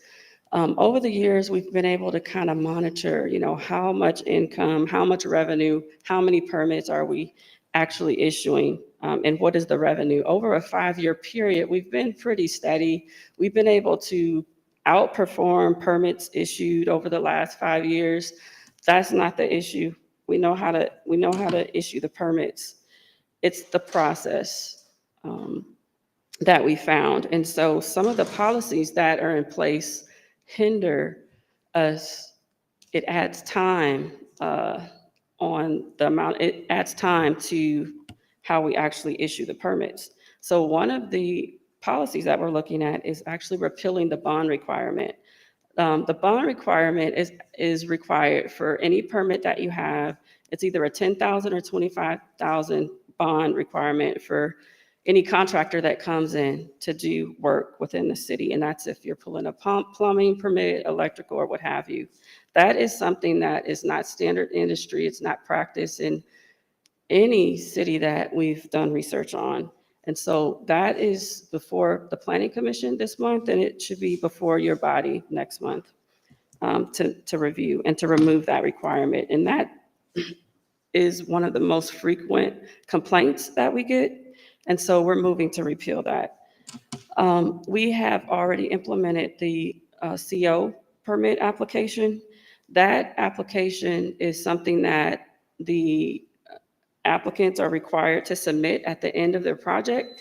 We have collapsed that down into a building final inspection. So once a building final is completed, it automatically triggers the issuance of a CO. And so we've worked through the logistics of solving that. That saves about a 2-week process on issuing permits.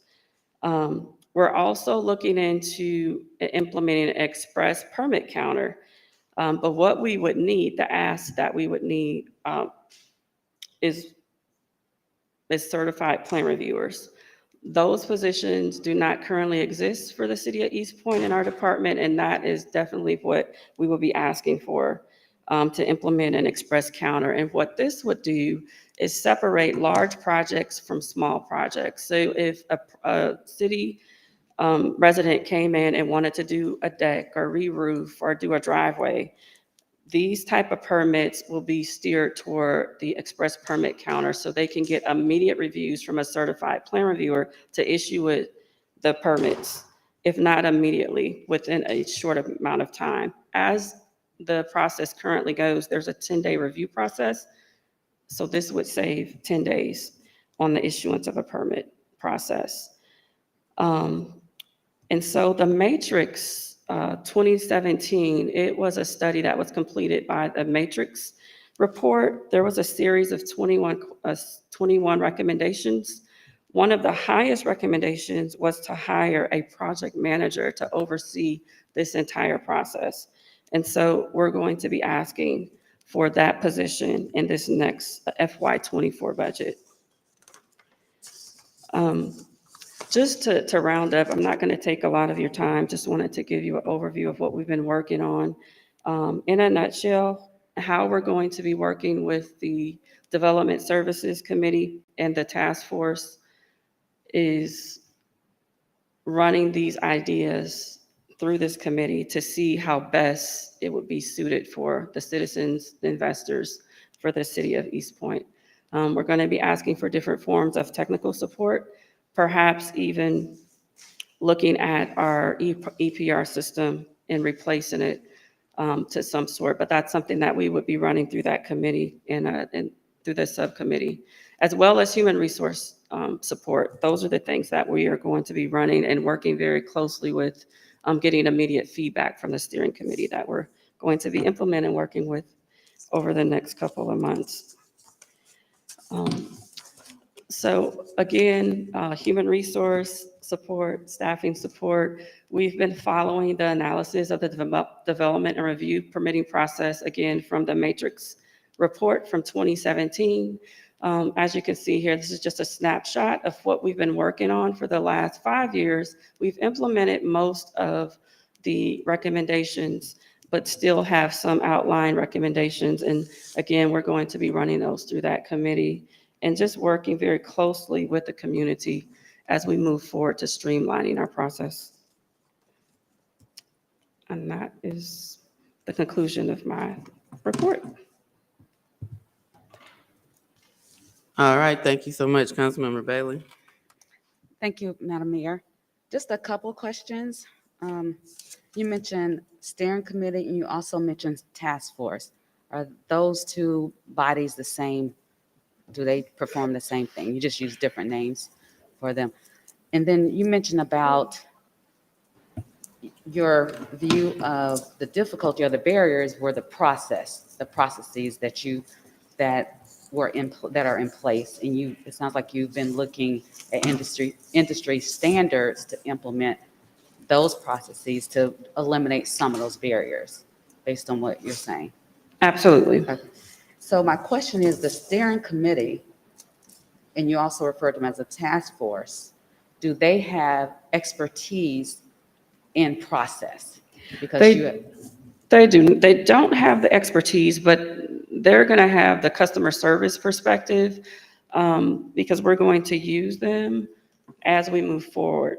We have many, many ideas that we're going to be running past this task force, and we're looking to them to steer us in the right direction, so to speak. Sorry about that. So again, just making sure I understand this. You mentioned that the process was problematic, and you mentioned a steering committee who's going to help with customer service.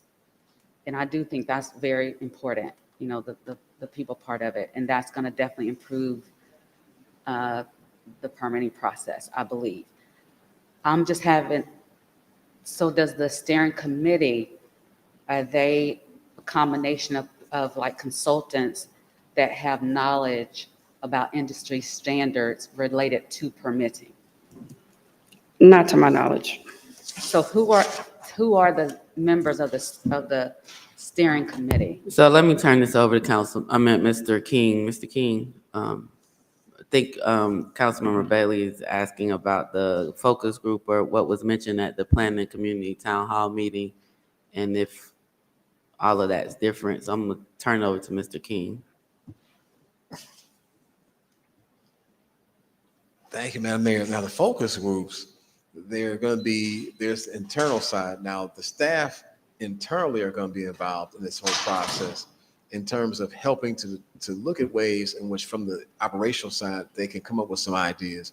Externally, now that's where we will have a consultant that can work along with someone who has a subject matter expert. And one thing Kim is looking to do on the side is have a consultant to help in some other ways. So before we go out, there's going to be somebody there within the focus groups. First, they're going to be business owners. There's going to be the residents, the people who had come before us. That's going to be a separate one from everything else. That's separate. That's a high priority. And so it's going to be similar to what we kind of did with police and fire over here. We kind of put our resource in that. It's going to be the same thing for planning community development. We're going to flood it with the additional resources, but I need to get the parties together first. And there's going to be some training that has to come through the customer care portal along with the consultant as well. There's training that's going to go on. And that's something that the consultant is going to help us with in terms of training, along with the consultant that's going to come in and talk about standards, industry standards. And also there's another thing that we were going to do that wasn't mentioned on that report. We're going to visit some other cities. there's some other cities that have some practices. We're going to look and see what they're doing because we want to see what our colleagues are doing in other municipalities, other counties. And so that's another component of it as well. That'll be about this. So it's going to be like bringing it all together. But the steering committee, like focus group, internally, externally, but we're going to bring those people together along with looking what our colleagues are doing in other parts of the metropolitan area. Councilmember Bailey. Thank you, Madam Mayor. Thank you, City Manager Darren, for addressing that question. That's very clear, and it sounds like it's going to be very comprehensive and involving the focus group, the people that attended the town hall meeting. I think they'll get that information firsthand by having them be involved in the focus group. I'm glad you mentioned that you're going to, in addition to that, have a consultant so that we can have additional information from experts, in addition to the experts that we have currently in the department, to address the issue of the process to have, and then also going to other cities. I think that's really great. You mentioned about the FY24 budget, about the asking for the different positions. How many positions? I don't have that in front of me, but to my knowledge, it's about 6 positions. Okay. And then the project manager? The You said a project manager position is at the highest category for what we need. It was out of the 2017 matrix report. Okay. And that position, the purpose of that position is to oversee the entire permitting plan review logistic process, to connect all the dots between all of the departments that are involved in the plan review and permit issuance process. And in turn, this question is just centered around finances in the FY budget. And you mentioned the EPR system. Is that the computer system that might need to be upgraded? The EPR system, we currently have BSNA, but yes. Okay. So basically in terms of support from council as it pertains to the budget would be 6 positions for that express counter that you mentioned, project manager, perhaps a new system, and then also a consultant. Correct. Is that correct? Yes. Now, earlier, when we spoke in the last work session, we spoke about unfilled positions, assistant. It seemed like it Yes, was we have filled. several unfilled positions, 2 senior planner positions, an administrative assistant position, and an assistant director position. Okay, and I'm imagining that's already budgeted for, and the goal is to fill those positions. Yes, and we're looking into possibly getting a consultant in the interim time to apply those services to support our department in the interim. Thanks so much. And any support, that you feel that you need from me, council, mayor, we would like to hear about it, or I would definitely like to hear about it. Thank you. I yield, Madam Mayor. Councilmember Renee. Oh, thank you, Madam Mayor. I have a question. In the town hall meeting, we talked, a subject came up that the computer systems or the inputting system that you guys had was either outdated or was probably not doing up to the job that you guys had expected. Are we looking to get a new system, like for inputting or for capturing the data so that the permitting process could go much smoother? I would love to. I would love to get a new system. That would be great. And I know that we just got that system, I think about 4 or 5 years ago, but I think we're out. I don't know. I don't think it meets the needs from what I understand. It does not meet the needs. It came in the door ineffective and inefficient to what City of East Point needs as far as our development demand. Okay. All right. So go ahead. I'm sorry. So I have is Councilmember Sharp, Councilmember Robertson. Everybody's gonna have to turn their mics off so that he can speak because his light's green, so we won't be able to hear him. Go ahead, Mr. King. I was going to say nothing is going to be not looked at. And I already mentioned that to Kimberly and her team when we've met. I said all systems are going to be reviewed to see if they should be replaced. Nothing escapes, including BSNA, which came in about 3 years or so ago. I've had that discussion with them in our meetings because we're meeting weekly with her and her team.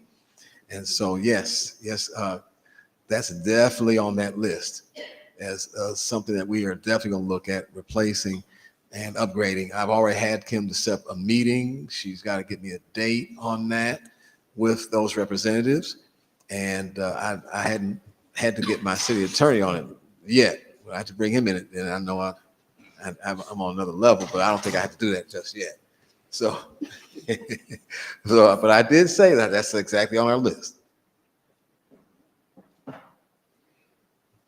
Councilmember Shropshire. Thank you. Thank you, Mr. King. And thank you, Director Smith. A lot of these questions came up in the town hall meeting, and that was the purpose of creating a focus group to focus on the issues that the residents was having when they put in the permit, as well as the builder or whomever was dealing with the process. So the system came up, the concierge came up, the need for more came up, as well as the positions that need to be refilled came up. And that was part of why Mr. King put the residents on the focus group. So now my question is this: do you know when you all will have your meeting so you can bring back to planning and zoning what's the next step, the concerns to go along with what you already know that needs to happen? Now, we had our latest meeting today with our internal team so that we can kind of coordinate with the consultants what our timeline will be. I want to make sure I get to them and work with the dates that you all could be attending as well, because just as you attended that one meeting we had on that Saturday, I want to make sure all of you all are there and have availability for that date. And so my goal is to have a meeting with Miss Iris. I know she's here tonight, but I got to give her and Michelle Hebert all the credit in the world, because they're my coordinators within HR. I'll be coming back to you before I set a date in stone so that I can make sure you all are available as a body to come in as you were for that meeting before. But when we kick it off, I want to make sure you're there. So we're looking at probably another couple of weeks or so, because what's going to happen, there's going to be some training that's going to go on internally. And so I think that date will be coming up in the next week or two. And then I'll come back to you with a date. So we're looking at right now, probably beginning of April, because we want to get the word out. And also the residents said they want, and the business owner said they want to do it on a Saturday. So I got to make sure it fits with their schedule as well. But they said they want to do it on a Saturday. Yes, and I would suggest the meeting more sooner than later, because what we don't want is for the residents or anyone to say that we didn't follow through on the first meeting and they're still having a problem. So we do want to make sure that we are working and we're listening and trying to get the problem fixed, so it could be a smooth transition when they do put in to get their permits or whatever changes or recommendations that's made out of the focus group meeting. Thank you. Councilmember Robertson. I yield. My question was answered already. I yield, Madam Mayor. Thank you. Councilmember Cook. Thank you, Madam Mayor. I think I sat in on a portion of the town hall meeting and participated in some of the after the discussion. And as you give your reports, I'm fighting trying to get a migraine because there's just so much activity. But I think what would help all of us kind of understand how difficult the task is and how much energy you have to put forth, if you just do something along the line of saying how you're going to fight your fire. And I wrote down 3 things that I think might just be helpful for us to not bother you any more than necessary. And that is, if you had priorities, and I just picked 3 areas, you might pick 4, you might pick 2. But if you say what your top priority is as it relates to staffing, top priority as it relates to changes in procedures, top priority in customer service issues, because I combine procedures and systems together because they probably are the same thing. But in terms of what your number 1 priority is in each one of those categories, and even prioritize the category, that would give us a sense of movement. Because maybe everybody's not like me, but once you start going through all the individual details, I get lost at problem number 13 kind of thing.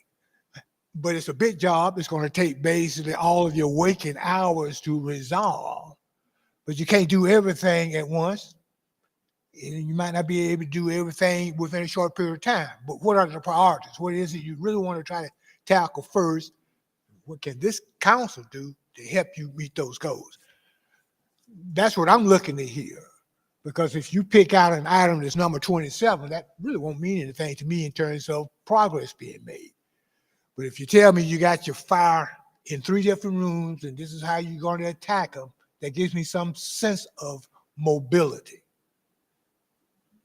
And maybe all I'm doing is just being selfish and trying to keep life simple for me. But I think that's not the approach you may have. Councilman, you're 100% right. We talked about. I'm only 99% if I'm anything, but we talked about with the consultant that we have to identify what the problems are and make sure it's well-rounded problems for each of those areas so we can provide well-rounded solutions.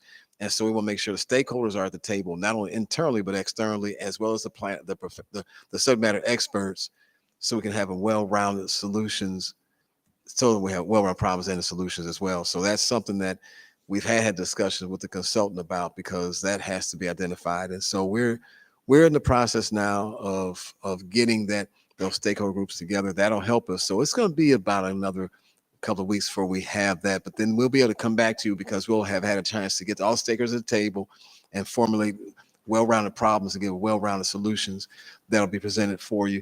And then there are going to be some low-hanging fruit that we can have, but we'll let you know what those are before we implement anything. yeah, and I think what we're all looking for is, we know you're in a war, but what are you doing to minimize the casualty count?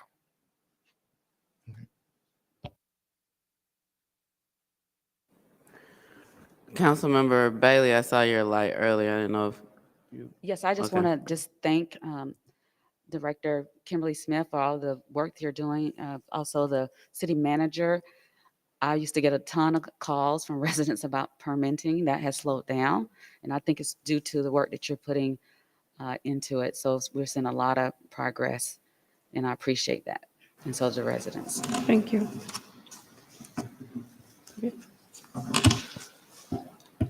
All right.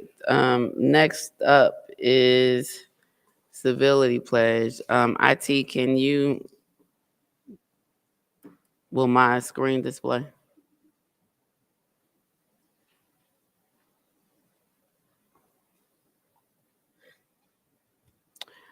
So at the February 20th meeting, council adopted the resolution pledging to promote civility in the city of East Point, and has been designated as a city of civility through GMA's Embrace Civility program.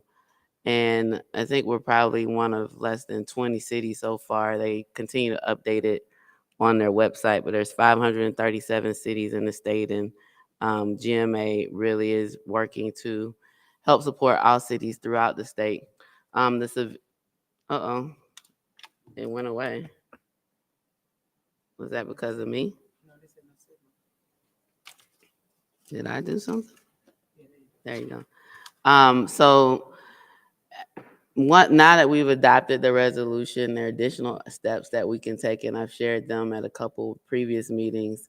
One is to ensure that the civility pledge is up in our city buildings and definitely in our council chambers. And the city clerk could assist with that, whether we want them framed or we could use the templates from GMA to show us in partnership with them. We could put it on city. We can have our communications department design and however we want to do that. But I think we need to have it in city buildings and council chambers.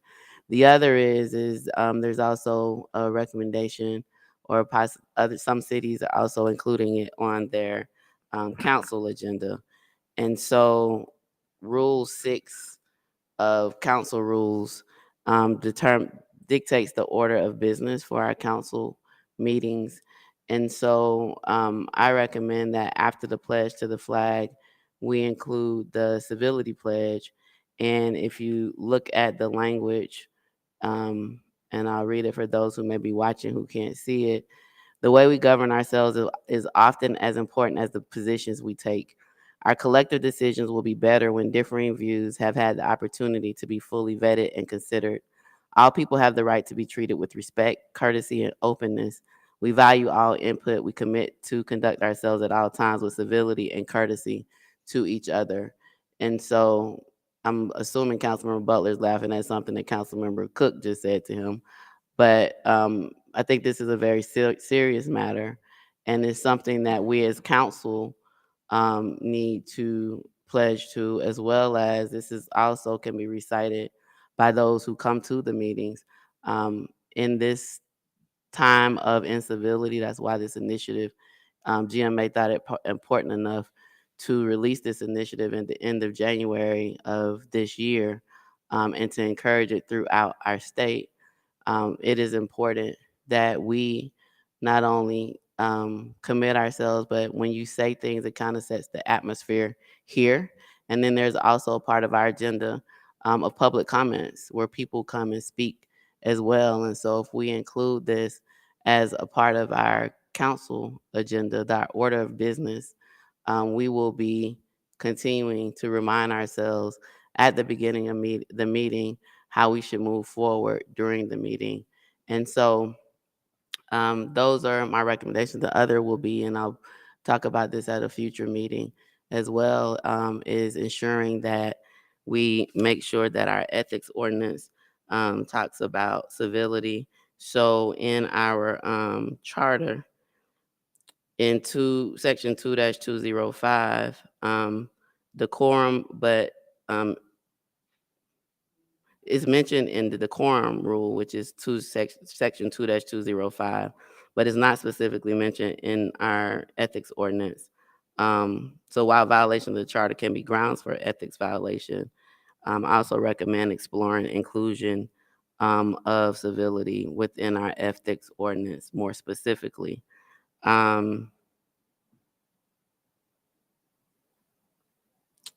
So those are my recommendations, and I put this on tonight for us to have a discussion about that.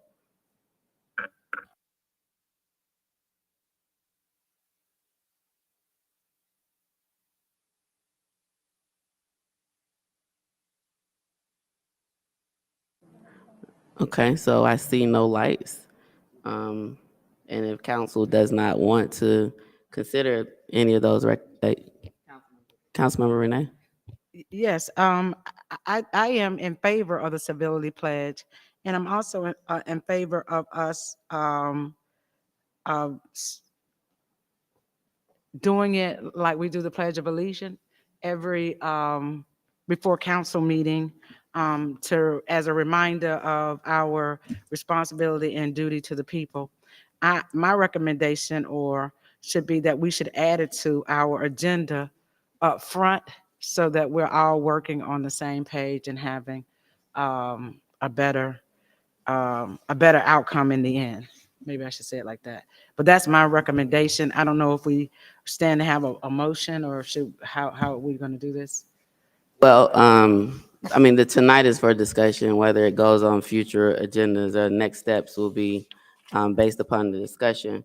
You did bring another recommendation that I talked about earlier up is having it on our council agenda, like our mission and vision statement for the city of East Point are there. We could also put the civility statement either at the top of the agenda or actually right after everybody's names, but having it on the agenda, even if it's not a part of the actual order of business, but including it on the actual agenda. My recommendation is that all of us say it together, like we do the Pledge of Allegiance. So that we'll have, all of us can breathe it, work it through, and have better outcomes. Teamwork. Thank you for your feedback, Councilmember Renee. I'll go to Councilmember Shropshire, then Councilmember Bailey. Thank you. I agree with Councilmember Renee. So my question is, what's the next step? Do we put it on there or do we vote on it? what's the next step? What's your ask right now? So based upon the three different asks, I think they're handled different ways. So to put them up in the council chamber, put it up in council chambers around the building, right, is one. That doesn't require amending the ordinance, but that I believe we should give, council should make a decision to give the city clerk that direction based upon the decision of council, including on the actual agenda written, because even though if there's a decision to also recite it, it will be there. So people will be able to see it and be able to recite it from there. That doesn't require an amendment of the ordinance either, because it's not necessarily, it wouldn't be in the ordinance, order of business section is kind of where we have the mission and vision statement. And then the third is, if there's a desire to amend Rule 6, then we would need to have our interim city attorney draft an amended ordinance for us to be able to review, to be able to have that decision. And then, of course, that will require a first reading and second reading, like on the agenda. So there's three different things that we can do. One requires, though, amending the ordinance, and our interim city attorney would need to draft that amendment for us to consider. So can we move forward with that? Because I kind of like the idea of having to recite it, because the residents are out there as well. And they stand for the Pledge of Allegiance, and they will also recite it. And like Councilmember Renee said, it kind of moves on how the meeting will be, what the outcome will be, and what the feel is gonna be like. So if people are instilling this, then you can have a better outcome.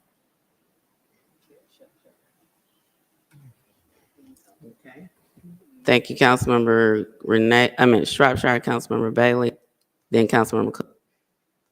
Thank you, Madam Mayor. You mentioned about that the civility, that wording isn't included in the ethics. So I would definitely support including that and updating that so that you have continuity from like with the charter on our agenda and also in ethics. And if reciting it means that we'll internalize it, I'm for reciting it. Thank you, Councilmember Bailey. Councilmember Cook, so that would be 4. I forgot about the fourth one, the exploring, including the ethics ordinance, which I think is something that would be take a little bit more time. So thank you for that. It's 4. Councilmember Cook.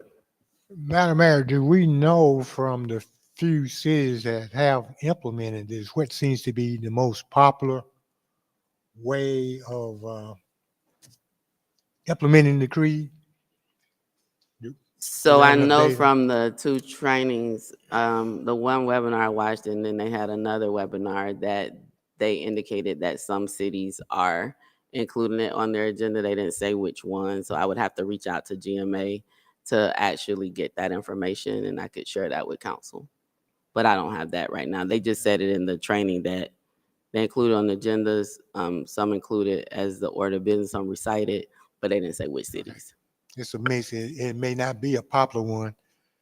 Only thing I could think of is amending this to say, and we will make council meetings as short and as effective as possible, but that's not what this is all about. Okay, thank you, Mayor. All right. Councilmember Butler, then Councilmember Cummings. I second that from my colleague. While I love the civility motion of this, do not want to make council meetings any longer, even if it's 5 minutes or 5 seconds longer by reciting a pledge. Thank you, Councilmember Butler, Councilmember Cummings, and then Councilmember Gordon. Thank you, Madam Mayor. So the things that we have that we're up for is displaying it in council chambers and considering the ethics included in our ethics ordinance, and reciting, and what's the other one, to have it on the agenda? Okay. Let me ask you this. Because it's something that everybody will see before, is there any way that we could place it on the agenda, like right after the mission and vision statement. I'm just looking at the, just to see where it could be placed. Yeah, I think after the mission and vision is a place it can go, or can go right before a meeting call to order, right? But logistic, Yeah, just where have we, it. yeah, Okay, that's fine. it's up to us where we Okay. place it. Yeah. No worries. Thank you. I yield. Councilmember Gordon. Thank you. I support or can support the ask for the pledge to be placed in certain places. I'm just not a proponent of having it a part of the order of goodness, I lost my train of thought. The meeting agenda. I think you mentioned maybe having it placed on the agenda in terms of it being printed, but I don't know that I want to have it recited. And if for anyone who doesn't choose to recite it, of course, you don't have to. But then, that kind of looks a little strange. But I just think that to keep the order of business as condensed as possible, because we do have some late meetings. I just, and in for future councils, I mean, of course, they can make whatever adjustments they want, but I don't know that I want it to be a part of the order of business, but I do support it being placed around, that it definitely be something that we all consider to make sure our behavior is, that we're adhering to it by way of our behavior. But, I don't know that people in the audience or, even certain members of council want to necessarily do that every single week that we have council meetings. So I'm okay with all the other supports. I think it's fine. I like the civility pledge, and I like even more the presentation that went along with it when you brought it to council, because it broke down the pillars of the pledge. So I don't know if that could even be broadcast maybe sometime on our East Point TV, because I thought it was a good presentation. But I'm just not a proponent of it being a part of the order of business. Thank you.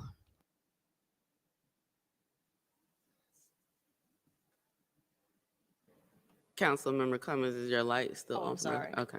No. So based on the discussion, what I've heard is it seems to be unanimous around having it in council chambers in our buildings and on the agenda, as well as looking at including it in our ethics ordinance.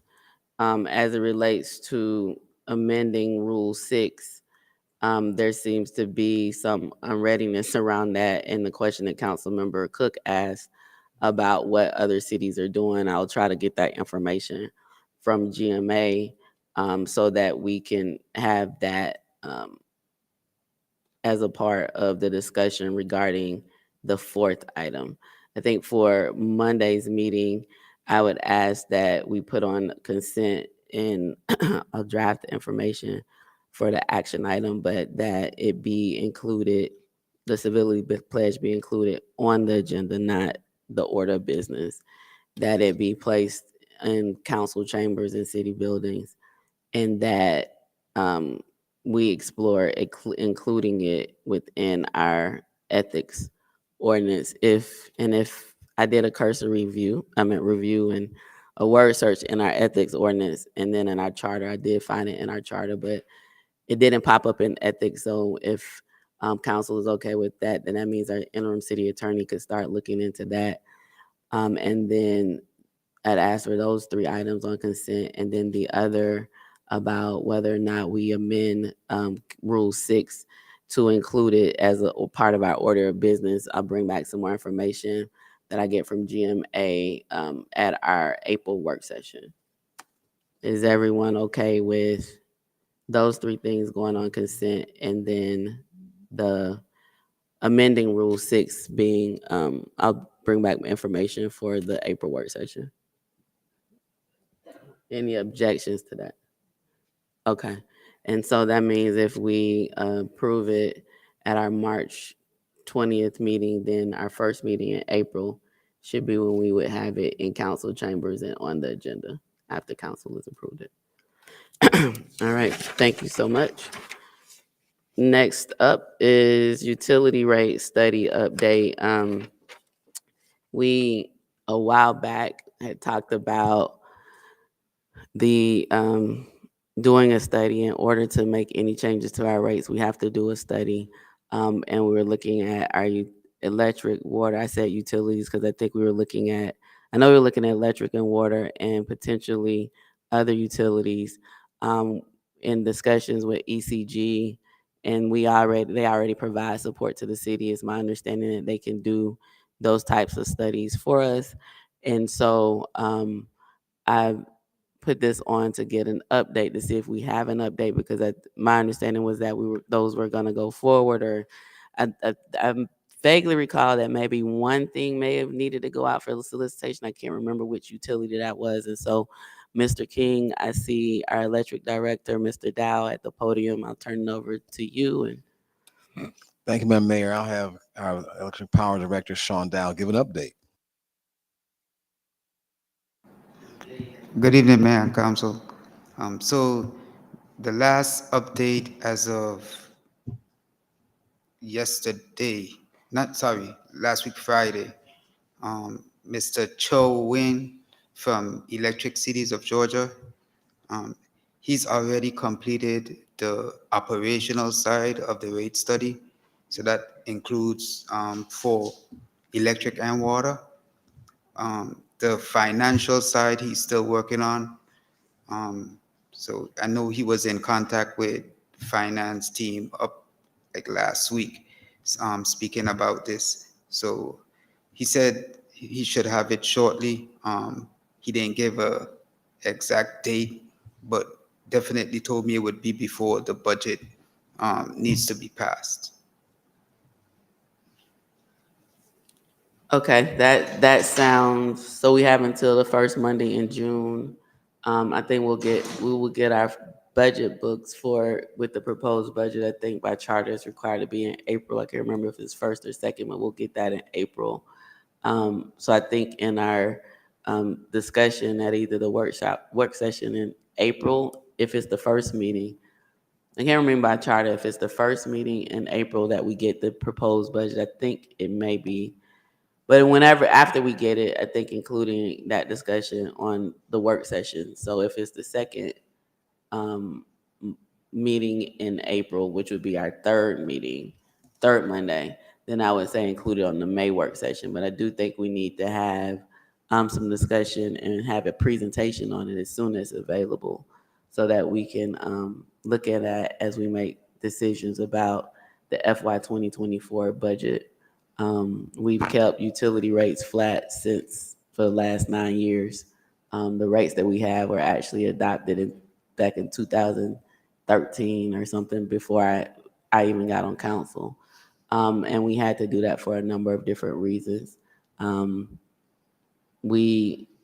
in order to make any decision about making any changes to rates, and I can't remember if we decided we were going to do a study every other year, but like quarterly, like looking at our rates to be able to make those determinations.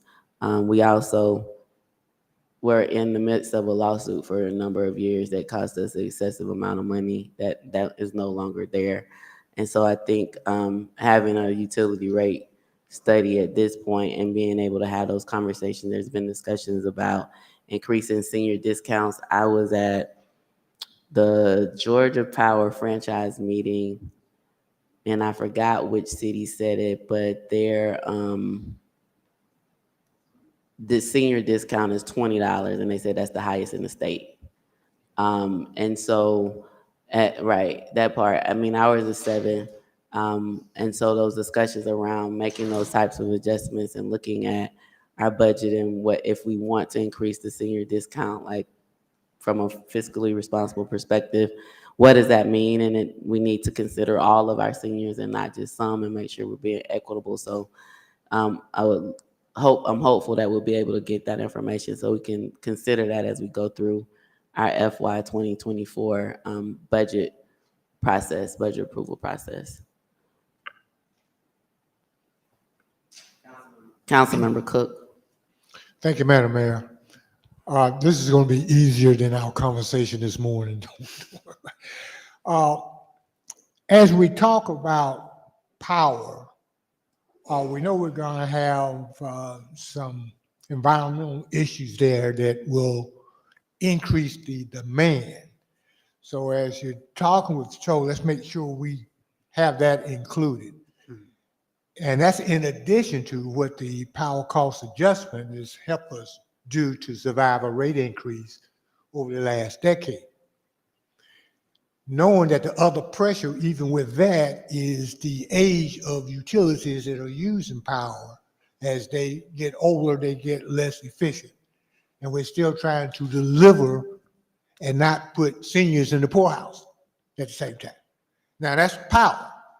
You got a different animal to deal with when it comes to water, in that the infrastructure problem right now is just driving that director crazy, trying to keep rates at where they are, knowing every second there we may be losing water somewhere. So let's make sure consider that issue when you make this presentation to us. And no, I have no clue as to what it might look like or should look like. But these are things that we deal with because we get the phone calls or we see the problem out there in the street kind of thing. And all that is related to what we think utilities will need to do for us, say maybe in the next 2 or 3 years. That's not even long-range planning we're talking about. How I'm doing so far? I'm not digging a hole for you. Okay, thank you, that's all. Councilmember Cook, I thought you were going to mention, maybe I missed it, you had talked about previously even looking at whether or not we can have the same rate throughout the year and not change from summer and winter rates, and if that is being considered in this study. Well, I think the director considers that the memo I should have on my business card, because we talk about it quite a bit. And let's make sure we do include that, because we know some cities do that and they don't seem to have a real big problem with that. I think the issue is going to be, what is the rate that will keep the ship afloat? Otherwise, we're right back to looking at something that changes every season. I think the one rate, I think that discussion is a little bit harder with what's going on now in the market, because of the volatility of all the prices of the natural gas, of all of that. So I think that's a harder discussion now than it was a couple of years ago when things were more stable. And even for us, from a city perspective, that's why we went out and did that deal with Marietta, so that we don't have to worry about the volatility of the market. We could just get a set rate, and that'll help us budget better. So I know I spoke to Cho about it, but that's a tough situation now to even, I don't think we should approach that right now, only because of what's going on. We don't want to go to just that one rate, and then, in the winter, something crazy happens, like, this past winter in Texas or something. So I think I'm a little more cautious of doing that now than I was in previous years. Well, that's a case where you come up with a standard rate for the whole year, but you use power cost adjustment feature that make up for it, and even that can make things jump off of the chart. And all this talking we're doing, we still haven't said anything about what impact the weather may have on either one of these utilities. Wish you luck, Mayor. No, it ain't my decision. It's our decision. It ain't about luck. It's reality and being fiscally responsible. And you're right. That freeze that happened in December on Christmas Day. I was at a MEAG dinner, and one of the mayors from another city was just talking and sharing about the excessive escalation of their bill for that 1 month, based upon their power supply and needing additional. So you're right. The volatility of the market is not as stable as it was previously.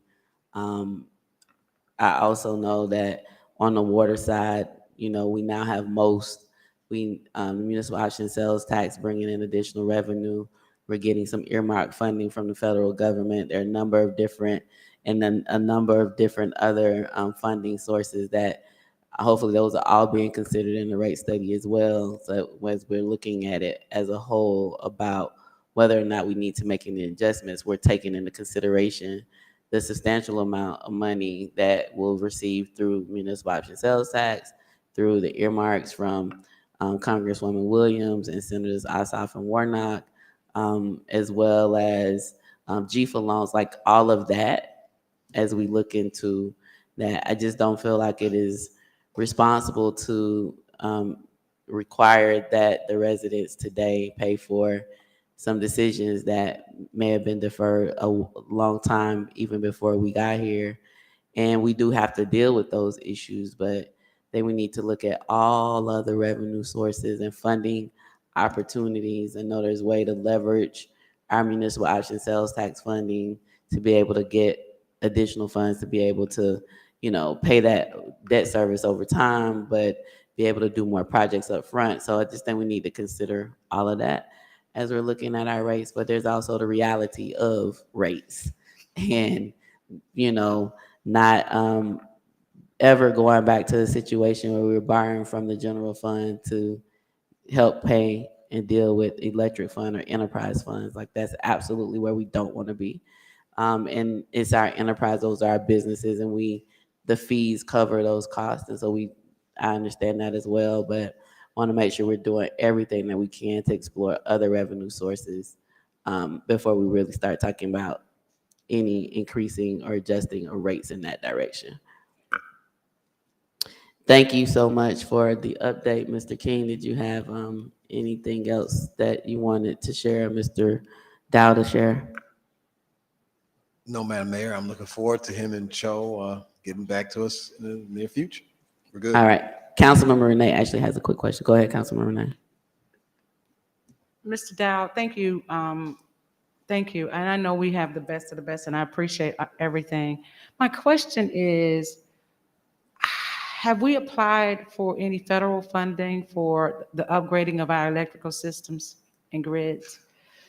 Is that something that, because I know that the Biden administration has a lot of money for infrastructure, and some of that funding comes under the electrical upgrading in the systems. Are we kind of paying attention to that? That kind of helped me when we know that our Congresswoman is working with us, especially with our infrastructure, with piping and water. But I was just thinking out loud, outside the box, and wondering, are we doing the same for electric? Yes, so the grants team reached out to us, and we had several discussions about brainstorming about which grants to kind of look at, which ones that we could, that we would qualify to apply for. So between them, the grants team in-house and ECG, and also MEAG, we've been all working together to try and see what's out there. And if it's out there, we're gonna give it a shot and apply. We're not gonna, knock down ourselves. Let them tell us no. Absolutely, and I thank you for that. I just kind of, I knew that you guys would be on it because that's just your department, and I appreciate that. I just wanted the community to be aware of it as well. Thank you for all you do. Thank you so much. You're welcome. Next item is item number 15. So it's attached to, that's where I can pull it from. It's attached to the agenda. So at our last council meeting, council approved having the Healthy Point Farmers Market on Saturdays during the Healthy Point 90-day initiative. So it will go from March 25th to, the Healthy Point starts on March 18th through June 17th. The market will start on March 25th.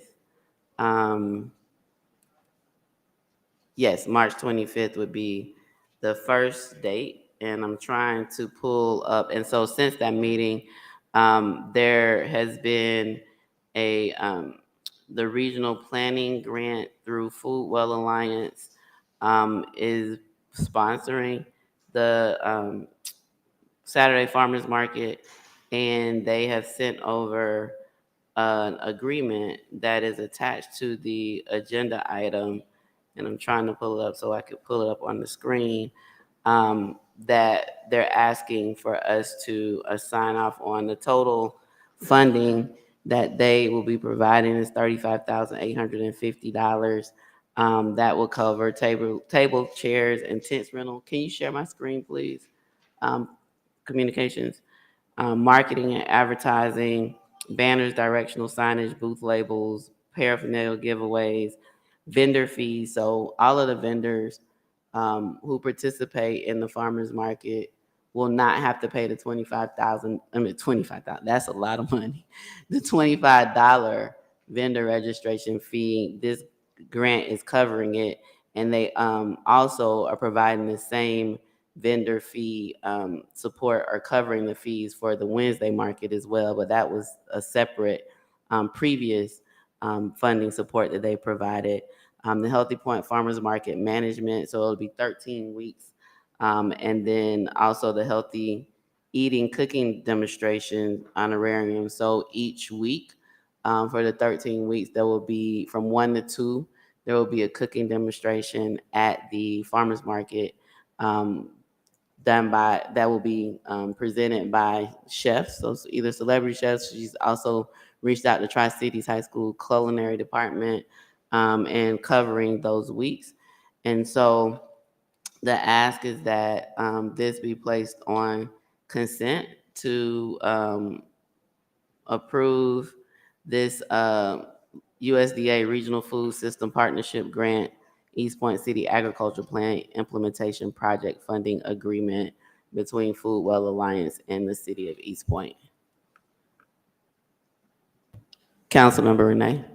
Madam Mayor, and also, how do you want us to make the motion on tonight, or? No. So I'm asking that it be placed on consent, and the agreement is attached to the agenda now, and it will be on there on Monday. So I'm asking that it be placed on consent and voted on Monday, so that I can go ahead and sign the agreement. Councilmember Shropshire. Thank you, Madam Mayor. I don't have a problem with it being on consent. Any objection to this item going on consent agenda? Councilmember Roberts. Thank you, Madam Mayor. No objections. There's the project budget where it says marketing and advertising. I think it would be great also to expand maybe to like WCLK and others. They have that's in reference to our legacy members. They're in that space. Also, when you're talking about marketing and advertising, have them drill in some of that digital space opposed to just radio spots, so we can really get to our target audience. I yield, Madam Mayor. Thank you so much for that, Councilmember Robertson. They've already paid the WOK, but there's a $1,501 left for marketing. So those are good suggestions. And then also, Food Well Alliance or the East Point Grown purchased a digital advertising truck that they will also be advertising throughout the city on the digital advertising vehicle. I'll just say that. And that cost is included here because they've already paid for that as a part of it. So, but if you could say those radio stations again, I'll talk with staff. I can't remember which ones you said. WCLK Jazz. What? WCLK Jazz? Yeah, that was my recommendation. CLK? Okay. WCLK Clark. Councilmember Yes. Shropshire. If you have an agreement with B103, you can't go market anywhere else, if I'm not mistaken. It has to be strictly with that radio station. Yeah, you might want to check into that, because we've been doing it for quite some time. We've had people to come and offer us that, but we have an agreement with V103. And their net is wide, and knowing V103, they're gonna promote it to the best. I mean, to the best. Right. Taking down some notes. Your lights are still on. Did either of you still have anything else you want to add? Councilman Roberts? No, again, I was just making a suggestion to expand it. And when someone does media buying, I don't know what the agreement is with the city, but when you do media buying, I use any outlet I can. But I'm not sure what the city has, but that was just my humble recommendation. I yield, Madam Mayor. All right, thank you for that. I'm writing my notes down on my agenda. Councilmember Cook. And Madam Mayor, add to that, that WCLK is non-commercial radio. That's Clark Atlanta University's radio station. Which one? WCLK. Oh, WCLK. Yeah.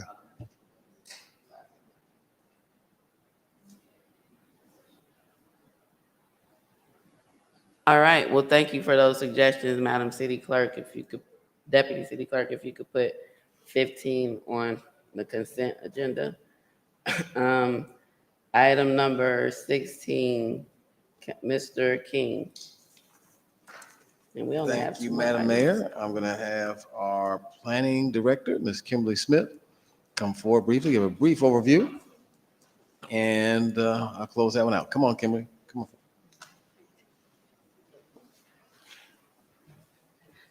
Good evening. In reference to that item, it's the Microsoft reversion for 4165 and 4155 Ben Hill.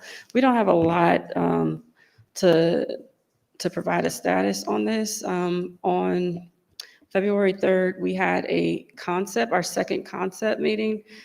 Based on those two properties that are before us for reversion, the substation has been moved. So the concept presented to us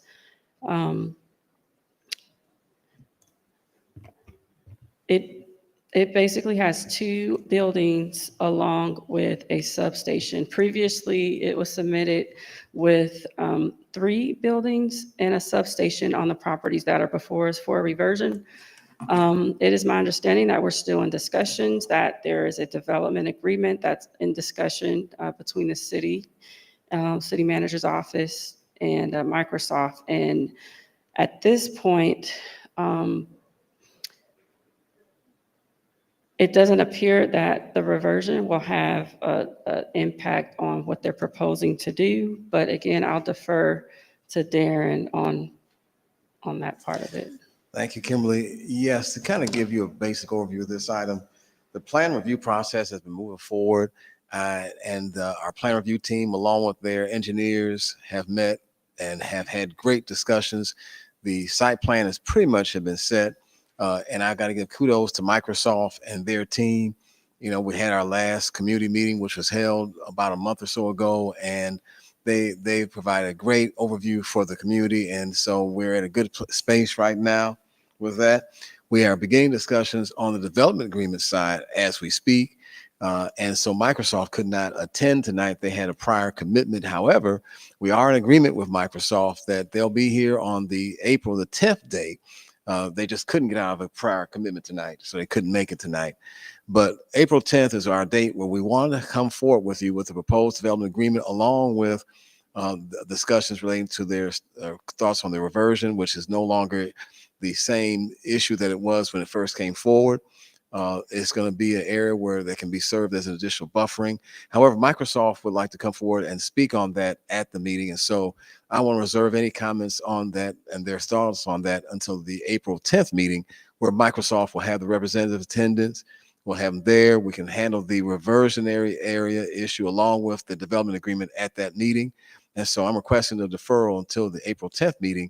At that point in time, Microsoft will have the representative present and they'll speak on their thoughts on as relates to that. But we're in a good space right now. And so we'll have I'll have to get with my city attorney as well. They'll have their attorneys at the table, and that's going to have to be hashed out in the next couple of weeks. So we both are all in the same wavelength.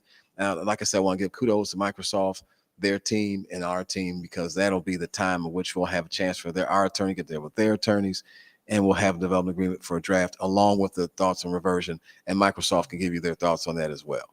Madam Mayor and Council.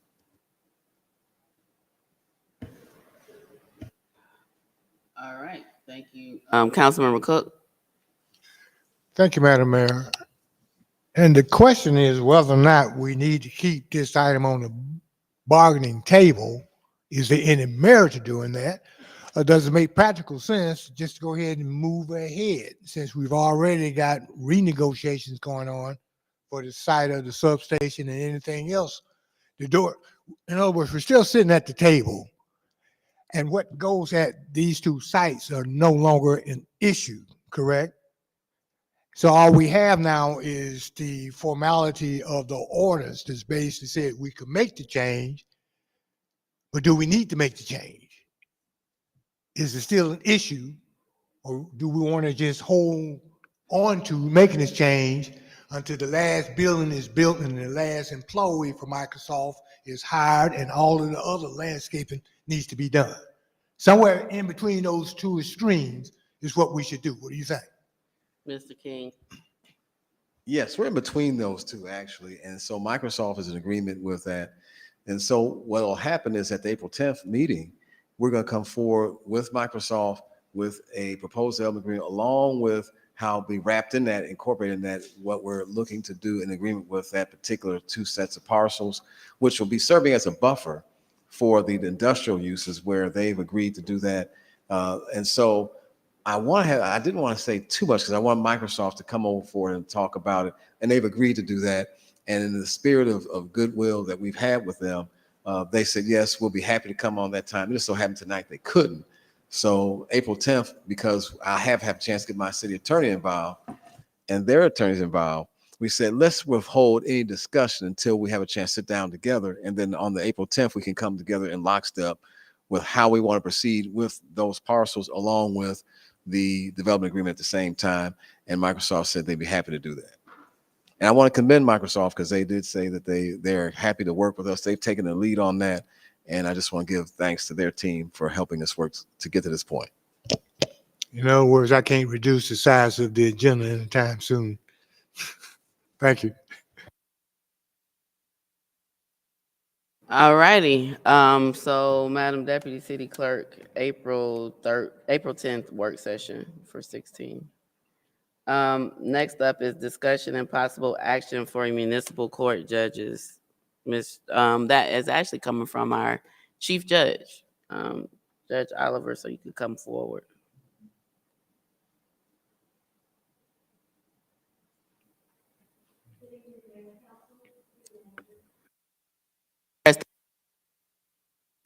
I should know better.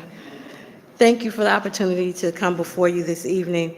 I sent and indicated that I know last year we were seeking judges and we had 4 that we were looking at. We ended up with 2.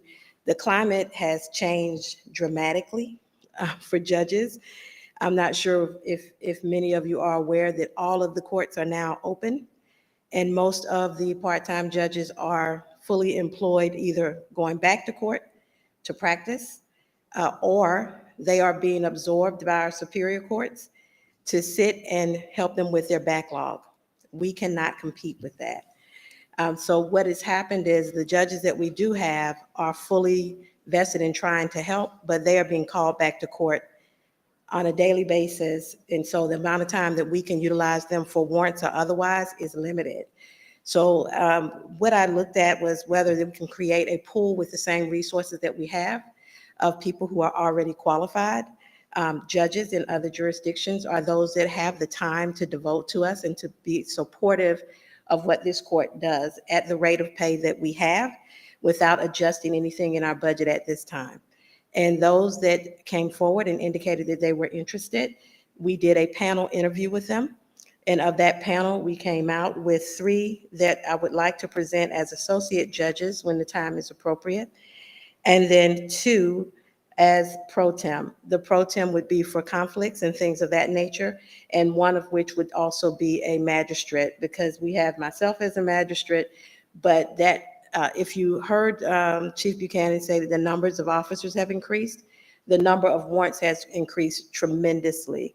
The skill at which the officers that are now presenting warrants is much different, and I will say much aggressive and better than what has been in the past. They are very, very astute in utilizing the resources that they have through media outreach and all kinds of other things, and they need warrants for that. And magistrates are important for that. Right now, I'm the only magistrate on the bench in the city of East Point.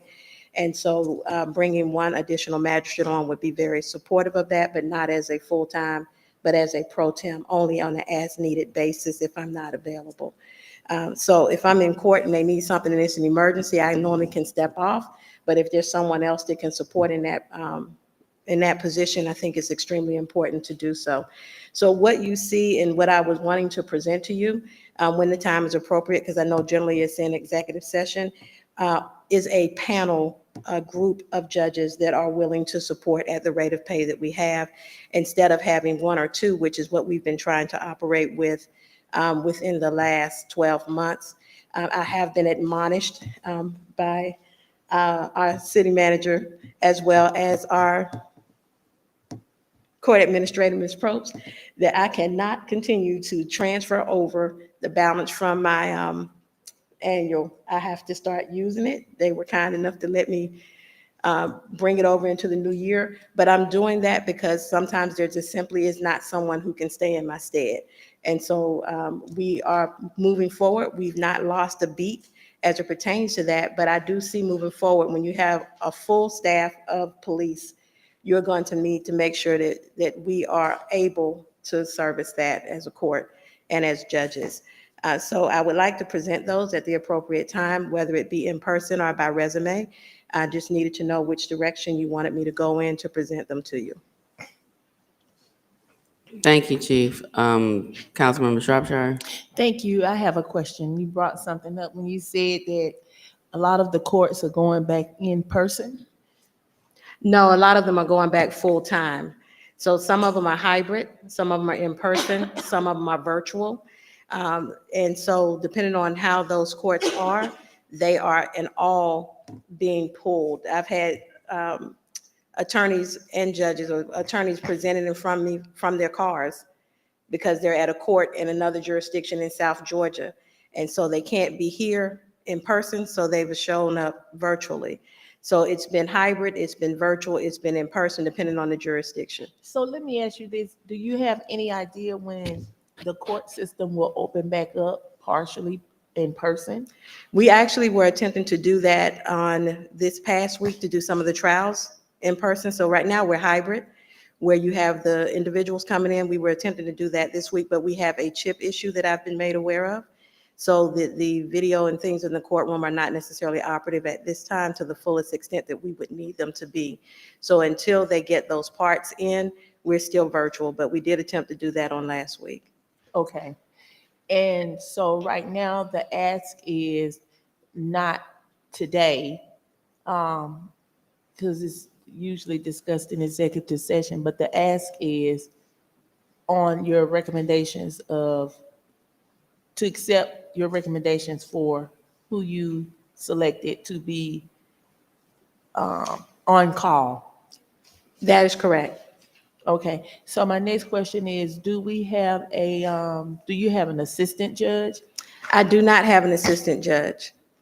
We don't have an assistant judge. I think we've never operated with an assistant judge in the past. It's always been associate, but we do not Associate. have one. Mhm. You don't have one? Not when you say assistant judge in my No, mind, but associate associates, judge, yes. when you're not here, who fills in? So you have either Judge Dallas, whom you all approved, I believe, last year, Judge Pitts, who's been here probably for about 10 years, and Judge Rucker. What happened to Judge Bowden? Judge Bowden resigned. I submitted that resignation letter about 2 years ago. Okay. Yeah, he went into taking care of some personal family members. Okay. And so that's where we are right now. So if you note that in the letter I indicated that Judge Dallas would go pro tem instead of being an associate, she will be pro tem just to assist. She has taken on some much more detailed duties with the Superior Court. Okay. That's. Mhm. You mentioned two other associate judges. Do they no longer want to serve? Like the recommendation is 3 new. I believe all 3 of these would be new associate judges. They would be. It's not that they don't want to serve, it's that they're being pulled. So if we needed them tomorrow, chances are we would not be there. If I got sick tonight, they wouldn't be available tomorrow. And that's what the concern is that something will happen, somebody's on vacation, something is needed, and we need to have a pool of resources instead of one or two people. In the past, when we first started, when I first started and we had a full police force, we had 5 judges that were on at that time. And we've operated with anywhere from 2 to 4 since that time. And it was a different climate. Then it just wasn't the same as it is now. The climate has truly changed as it pertains to the judicial availability of people because of the pandemic and where it's put people. And in 4 or 5 years from now, that may be different, but it's not where we are right now. So you mentioned we had 5 before, and now there's a challenge with coverage and being a direct report to council. Like your budget requests come to us, and so like, is it that you need funding for more judges? Like you're still only recommending 3, and then 2 as needed. Is that something that you need included in your FY 2024 budget, or is that something we need to make a budget amendment for to increase the number of judges that you have available? Like, are we at a point where we need 5 judges as associate judges, or is the 3 really going to get it? Because you said the 3 that we have, 1 is going to pro tem, the other 2 are not available. And so if we didn't do 3 again, are we still going to be in the same position? Or do you need a budget amendment, or should we expect to see an increase in your budget request for 2024? So the reason why you see the ones that are pro tem versus the ones that are associate, the associates fall directly under the under payroll, where they're paid a stipend to be available on a monthly basis. They receive a stipend. So those other 2 that are pro tem would not receive a stipend. And that would be the agreement upon which they would work as needed. They wouldn't get a stipend to be on call for warrants. They would still be judges for municipal court, City of East Point, but they would not be receiving that stipend. That was the only way that I could keep the budget where it was without impinging upon it. As you know, and you may not know, Mayor and Council, I do not have a budget. My budget is in the court services. And so the budget for the judicial side of that has always been included in the courts.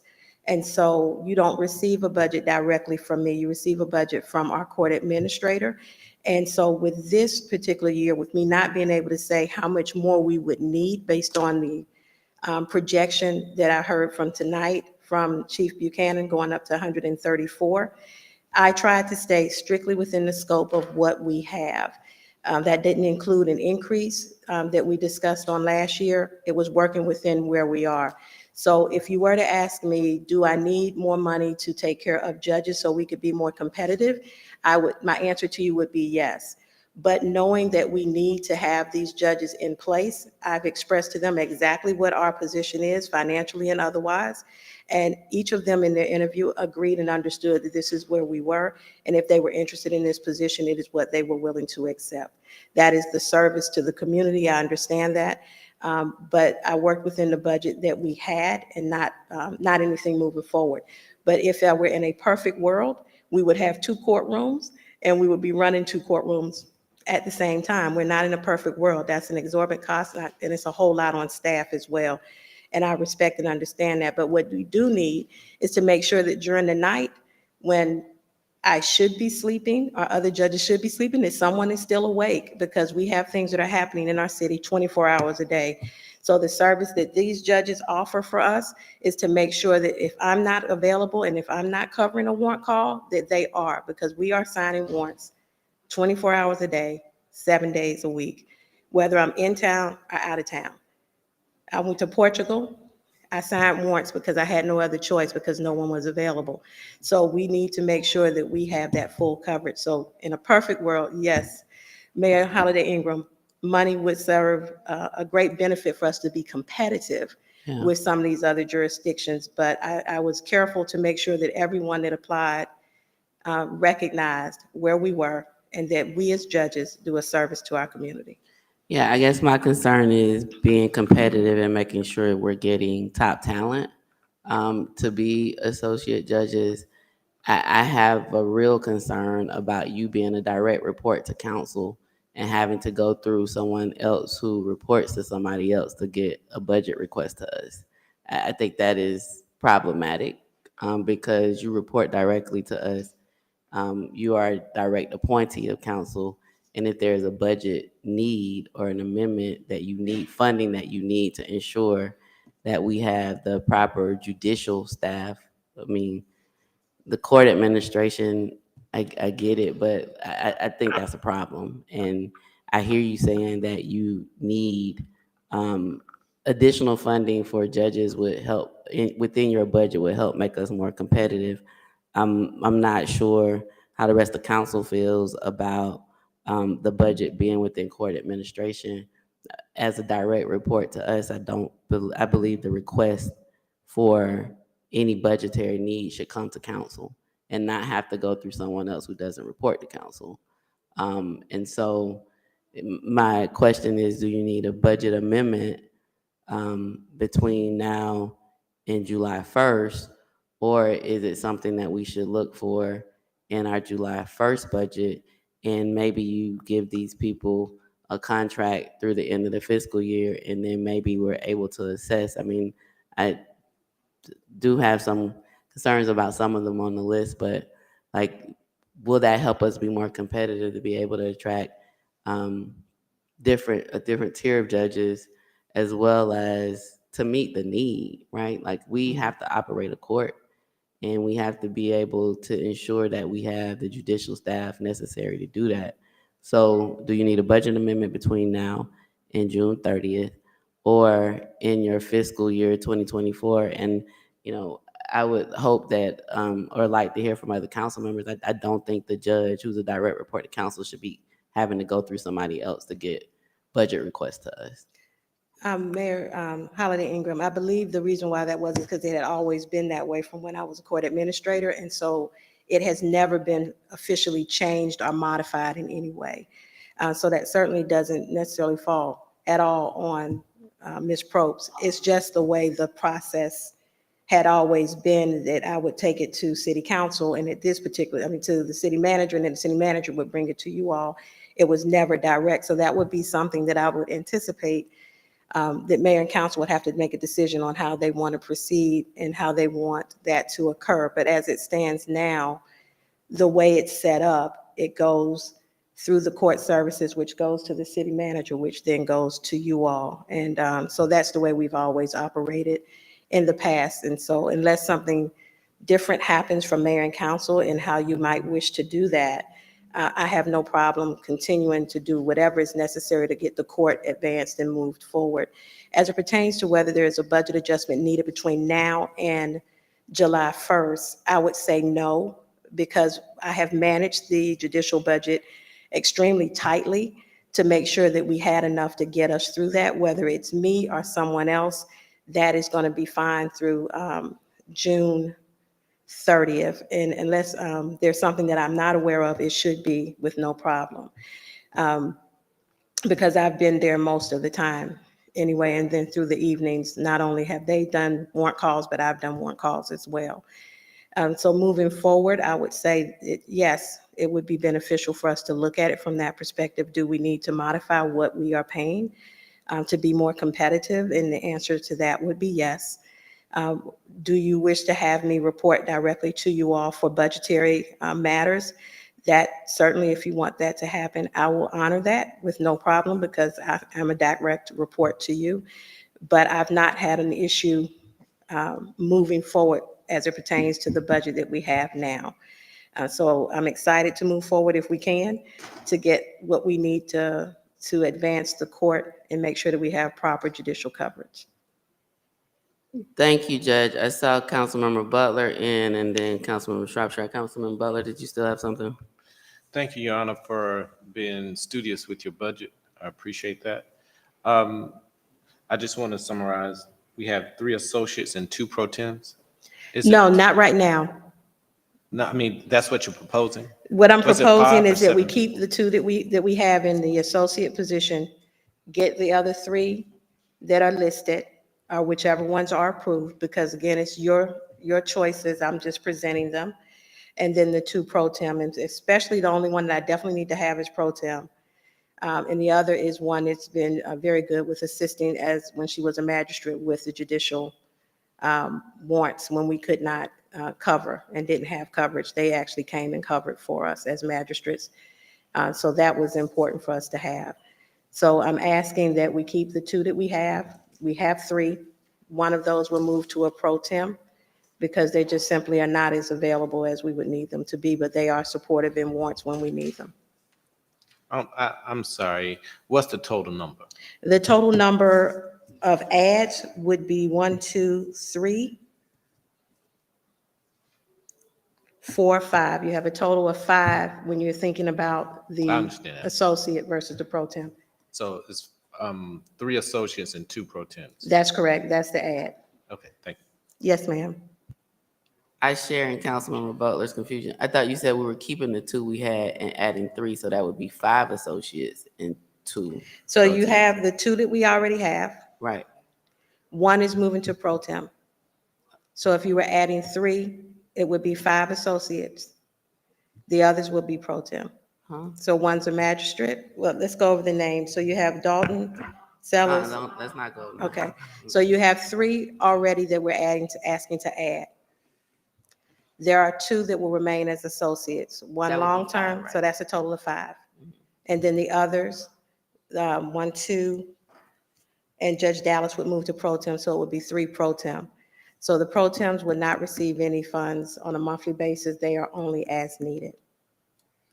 So it'd be So- 5 associate and 3 pro And 3 tem. pro tem. Okay, so we are increasing to 5, but Yeah. then the pay is still not competitive. No, the pay is Thanks, not Councilman changing. Butler. Okay, because I was Councilmember Cook, and Councilmember Shropshire. Okay, and I want to recommend the fact that due to the hour, we don't want to sit here tonight and micromanage. So why not make sure that you have on the table what you feel will at least get you through the next couple of weeks? But think long terms in terms of how you want to change everything around so that your timing for the request will be appropriate for the new budget year to start. Understood. Okay? In other words, if you want more, now's the time to ask for it. Well, you know I want more money. But I would ask that I give an opportunity to look and see where we are, because when I'm asking for more money, I do have to take into consideration if we are going to make them associates versus pro tem, because then that tells me how much we'll need. So I can come back to you and tell you exactly what that monetary would look like. I can also come back and show you what the surrounding areas, as I did last year. I'll do a new study on that, because what they did last year may be different from what they are doing this year. And then you can make a decision based on where we are now and where our general community is as to whether or not that is the rate that we need to be at. But I think it would make us more competitive. In other words, the door is open. I'll walk through it. Councilmember Shropshire. Question. So during the budget process, are you saying that you don't get input in what you need for your court system? That's strictly done through. Right. The only thing that I deal with, if Ms. Probst asks me if I need pens or pencils or anything operational wise, but the judicial side, I would just have to say, this is what I'm looking for, and it would go directly through her. In the past, the city finance director asked me what was needed, and I instructed her on what I needed to go into that budget. But that was put in by the finance director. So you don't give any input on what you need as a judge in your court system? Not with respect to judicial, no. Okay. So my next question, so are we going to discuss the judges in executive session? So,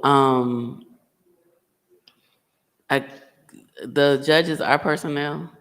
Okay. No, I know she is our direct reports, the associates. Okay. So we'll need to, but the question is, do we want to do that now or after she comes back to us with the competitive pay, or do we want to give her a heads up what we're thinking? Okay. So that part will be in executive session, but Not today. it's already attached to the agenda. Just for the record. So, any other question? I do. I'm still. I can't get past the fact that the judge is not in. Maybe Mr. King, you can help me out. I see the court person is here. Somebody can help us out. That the judge is not inputting what her budget is, having any input in her budget. Councilmember Cook is whispering to me that we're changing it because he asked her to come back to us. Well, so. don't nobody say nothing when Councilmember Cook have all these questions, so I have a question because that's concerning. Mr. King, can Miss Councilwoman Shropshire still wants a response to her question?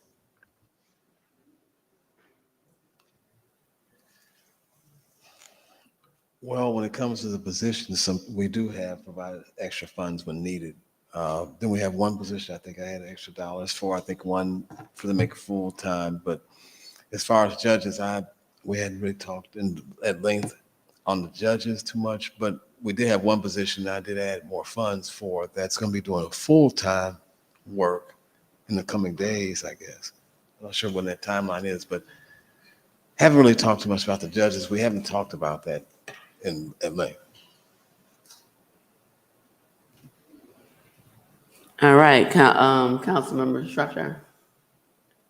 Councilmember Cook said he opened the door. Judge Oliver said she walking in it, so we'll see something else later. And then we will have a discussion in executive session. Sounds like not tonight, maybe next meeting. And then Chief Judge Oliver is gonna bring to us information about what she needs for our bench to be competitive, for us to be competitive. But she doesn't need a budget amendment now. We'll be looking at something for the FY 2024 budget. That, I believe that would be appropriate under the circumstances. And then, of course, as we look at these and you give me your feedback on them, that would help me to establish, okay, whether we can meet that within this financial, because if it's something or someone that that you would not, then that will help maybe even limit where we are. And I can see whether we can get everything we can get out of that. I just don't want to have to come back next year having, like last year we did 4 and then we had 2 and then realized that really truly was not, right. It wasn't enough. It wasn't what we thought it was going to be. So I would like to be able to vet those with you. So if it is enough, fine. If it's not enough and we need to go back to the drawing board and look for someone else, then I'll know that instead of moving forward with a budget without knowing what we need to do by numbers. Yeah, I don't think there's any objection to the number of Okay. judges. I mean, you mentioned that we needed 5. I'm glad Councilwoman Butler asked that clarifying question because I thought we were still having 3, but it'll be 5 associates and 3 pro tem that will not get stipends. They'll just be as needed. So that's really 8. So that does increase the number of judges. The competitiveness of our stipends also determines the type of judges we get. And so I think that's what we're looking for more information on. All right, certainly. I will get that to you. Is there any, I can get it to you as quickly as next week if you need it sooner than that. No. And I should just send it to the clerk for distribution for you all. Yes, and we should get the draft budget. It's either the first Monday in April or the third Monday. I know we get it in April. I always forget which Monday. So ideally, we could be a part of that. If not, we'll have to make the adjustments after that. All right, that's fine. And until further notice, I'll just submit that via the same way we normally do. Okay, all right, great. Thank you so much. Yeah, as far as like submitting the amounts, but whether or not they increase, like you'll share with us what you feel that they need to be, and then that'll be included as a recommendation in the proposed budget that comes before us, and we'll be able to discuss that and determine whether or not we're moving forward. You're going to share information with us around updating the salaries in the area and stuff like that, and we'll be able to have all that in All right, consideration. I'll have that for you by next week. Okay, thank you. Oh, Madam Mayor, Yes, can I Mr. just King. piggyback off that? I'd want to see that too, because we're in the formulation phase of our budget. So Oh, I'd yes. have to And anything I have to add has to be in totality of what we have to balance off. So I'd like to definitely make sure that I have my team involved, the finance team, if that's. Absolutely. So, Mr. King, to be very frank with you, and I indicated through the same mechanism, I would actually give it to Ms. Probst, but if you want me to give it directly to you, I could. I just know that Yes. it's a part of her budget. So I will Yeah. give it to her so that she can present it, because that's the way, until further order from the council and mayor, that's the way you all told me to do it. So I wanna think make he's sure that we asking that follow he be through. included on the information that you share with us. So whatever information you share, send to the clerk, also include the city manager on it. Okay. And then she'll share it with us so that he's aware of what may be included in Ms. Prova's budget if it's coming that way. Understood. I can help. I mean, we can't change the budget system like overnight. I get that takes some time. But I think he's just saying make sure he's aware of what we're receiving. Understood. Yeah. Thank you so much. Okay, thank you. Madam Mayor, I had a quick question. Oh, I'm sorry, Councilman Renee. I didn't even see you in. Sorry, go ahead. It's okay, I came in late. I just want to make sure everybody's clear that you're going to vet all of your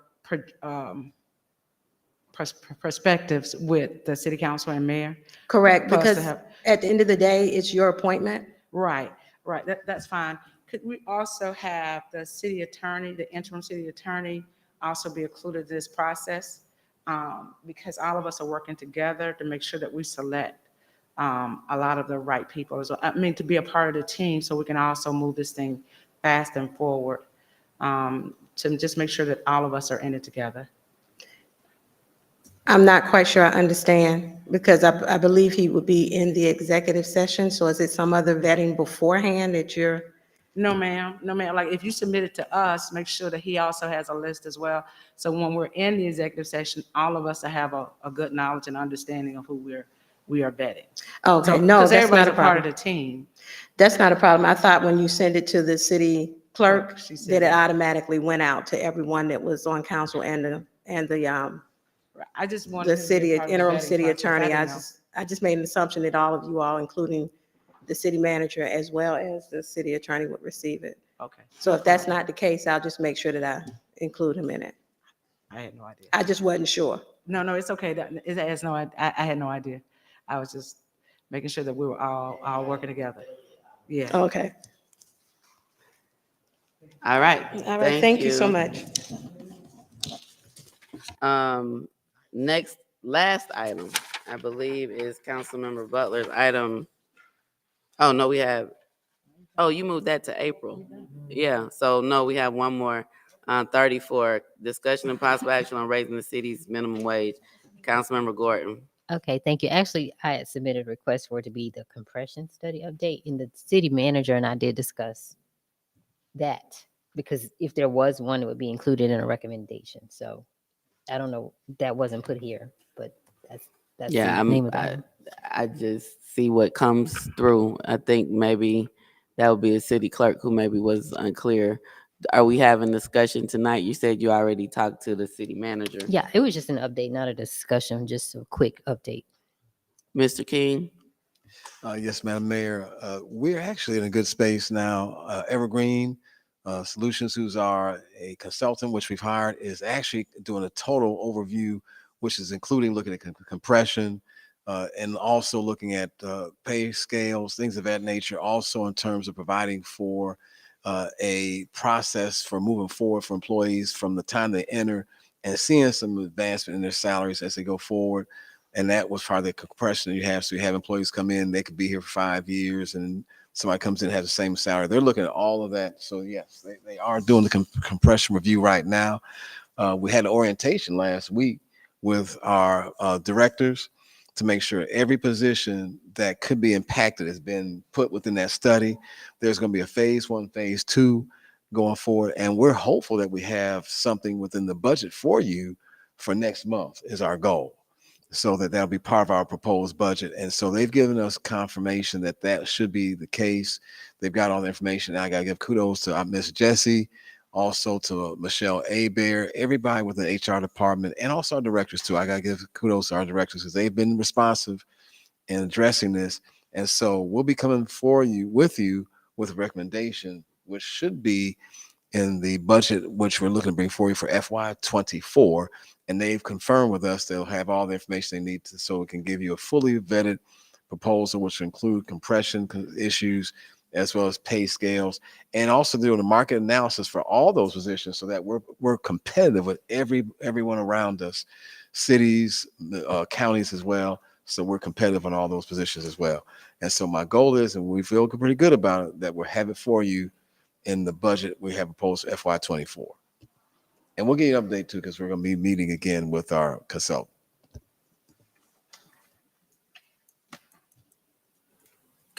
Councilman Cook. City manager, it's been a couple of years now since we did the last one. But if I'm not mistaken, I think after we announced the new minimum, I think we got caught short on all of the multiplying impacts of that increase, right on through something like pension contributions. Are we going to be able to at least minimize the things that we didn't consider to avoid having to spend the rest of the year making those adjustments? If you're following my chain of thought here. Right. We do. We have that all in consideration, particularly because when we made the salary adjustments some years ago, it didn't deal with the compression issue, and then those who are retiring as well, having that looked into it as far as how the pension would be impacted. And I'm glad that Ms. Jesse's at the front lines with that, because all of that has been discussed, and so all that data has been sent over to our consultant, so that we don't have that problem come up again in the future. So we're looking at it being a more holistic approach, so that will not be excluded like it may have been the first time. I mean, it was well intentioned, but it kind of left those things off. But this time, that's not going to be overlooked. And that means that we also need to include the project that I'm committed to that runs parallel with that. Yes, sir. Yes, sir. Yes, sir. All right. Anything else? Well, Madam Deputy City Clerk, I've just gone back through my agenda. I think we covered everything. I got 6 agenda items, and then the consent items, and some going to work session. All right. Nothing else. We are adjourned. No. We got executive session. We didn't have no executive session tonight. No, ma'am. You never asked. Look, was I the only one that heard that? No. I think we have 3 litigation and 1 potential litigation. 3 Litigation, 1 potential litigation. They'll go quick. 4 litigation. Mr. King. Nothing for me, Mayor. I'm working with the council and mayor. Council. Personnel. 4 litigation, 1 personnel. Any other executive session items? Okay, get a motion to recess. Motion to adjourn into executive session for 4 litigation and 1 personnel. It's been moved and probably seconded that we recess into executive session for 4 litigation. Are we sure that's in the possible? 4 litigation, 1 personnel. Any discussion? All those in favor? All those opposed? Motion carries. We're in recess.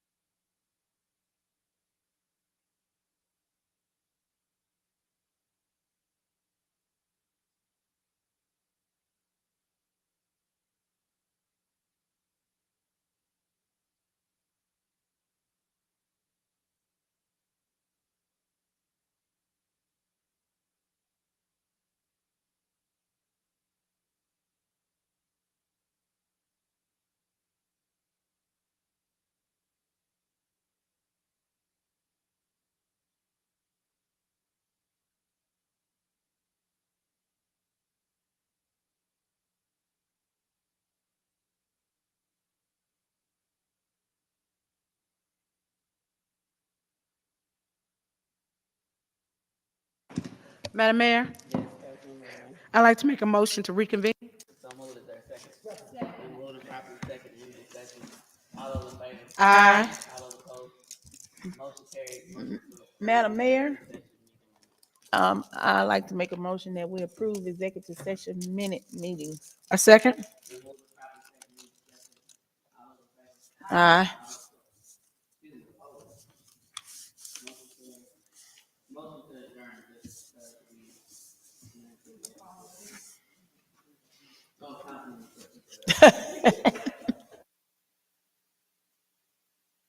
Madam Mayor, I move that we adjourn tonight's meeting.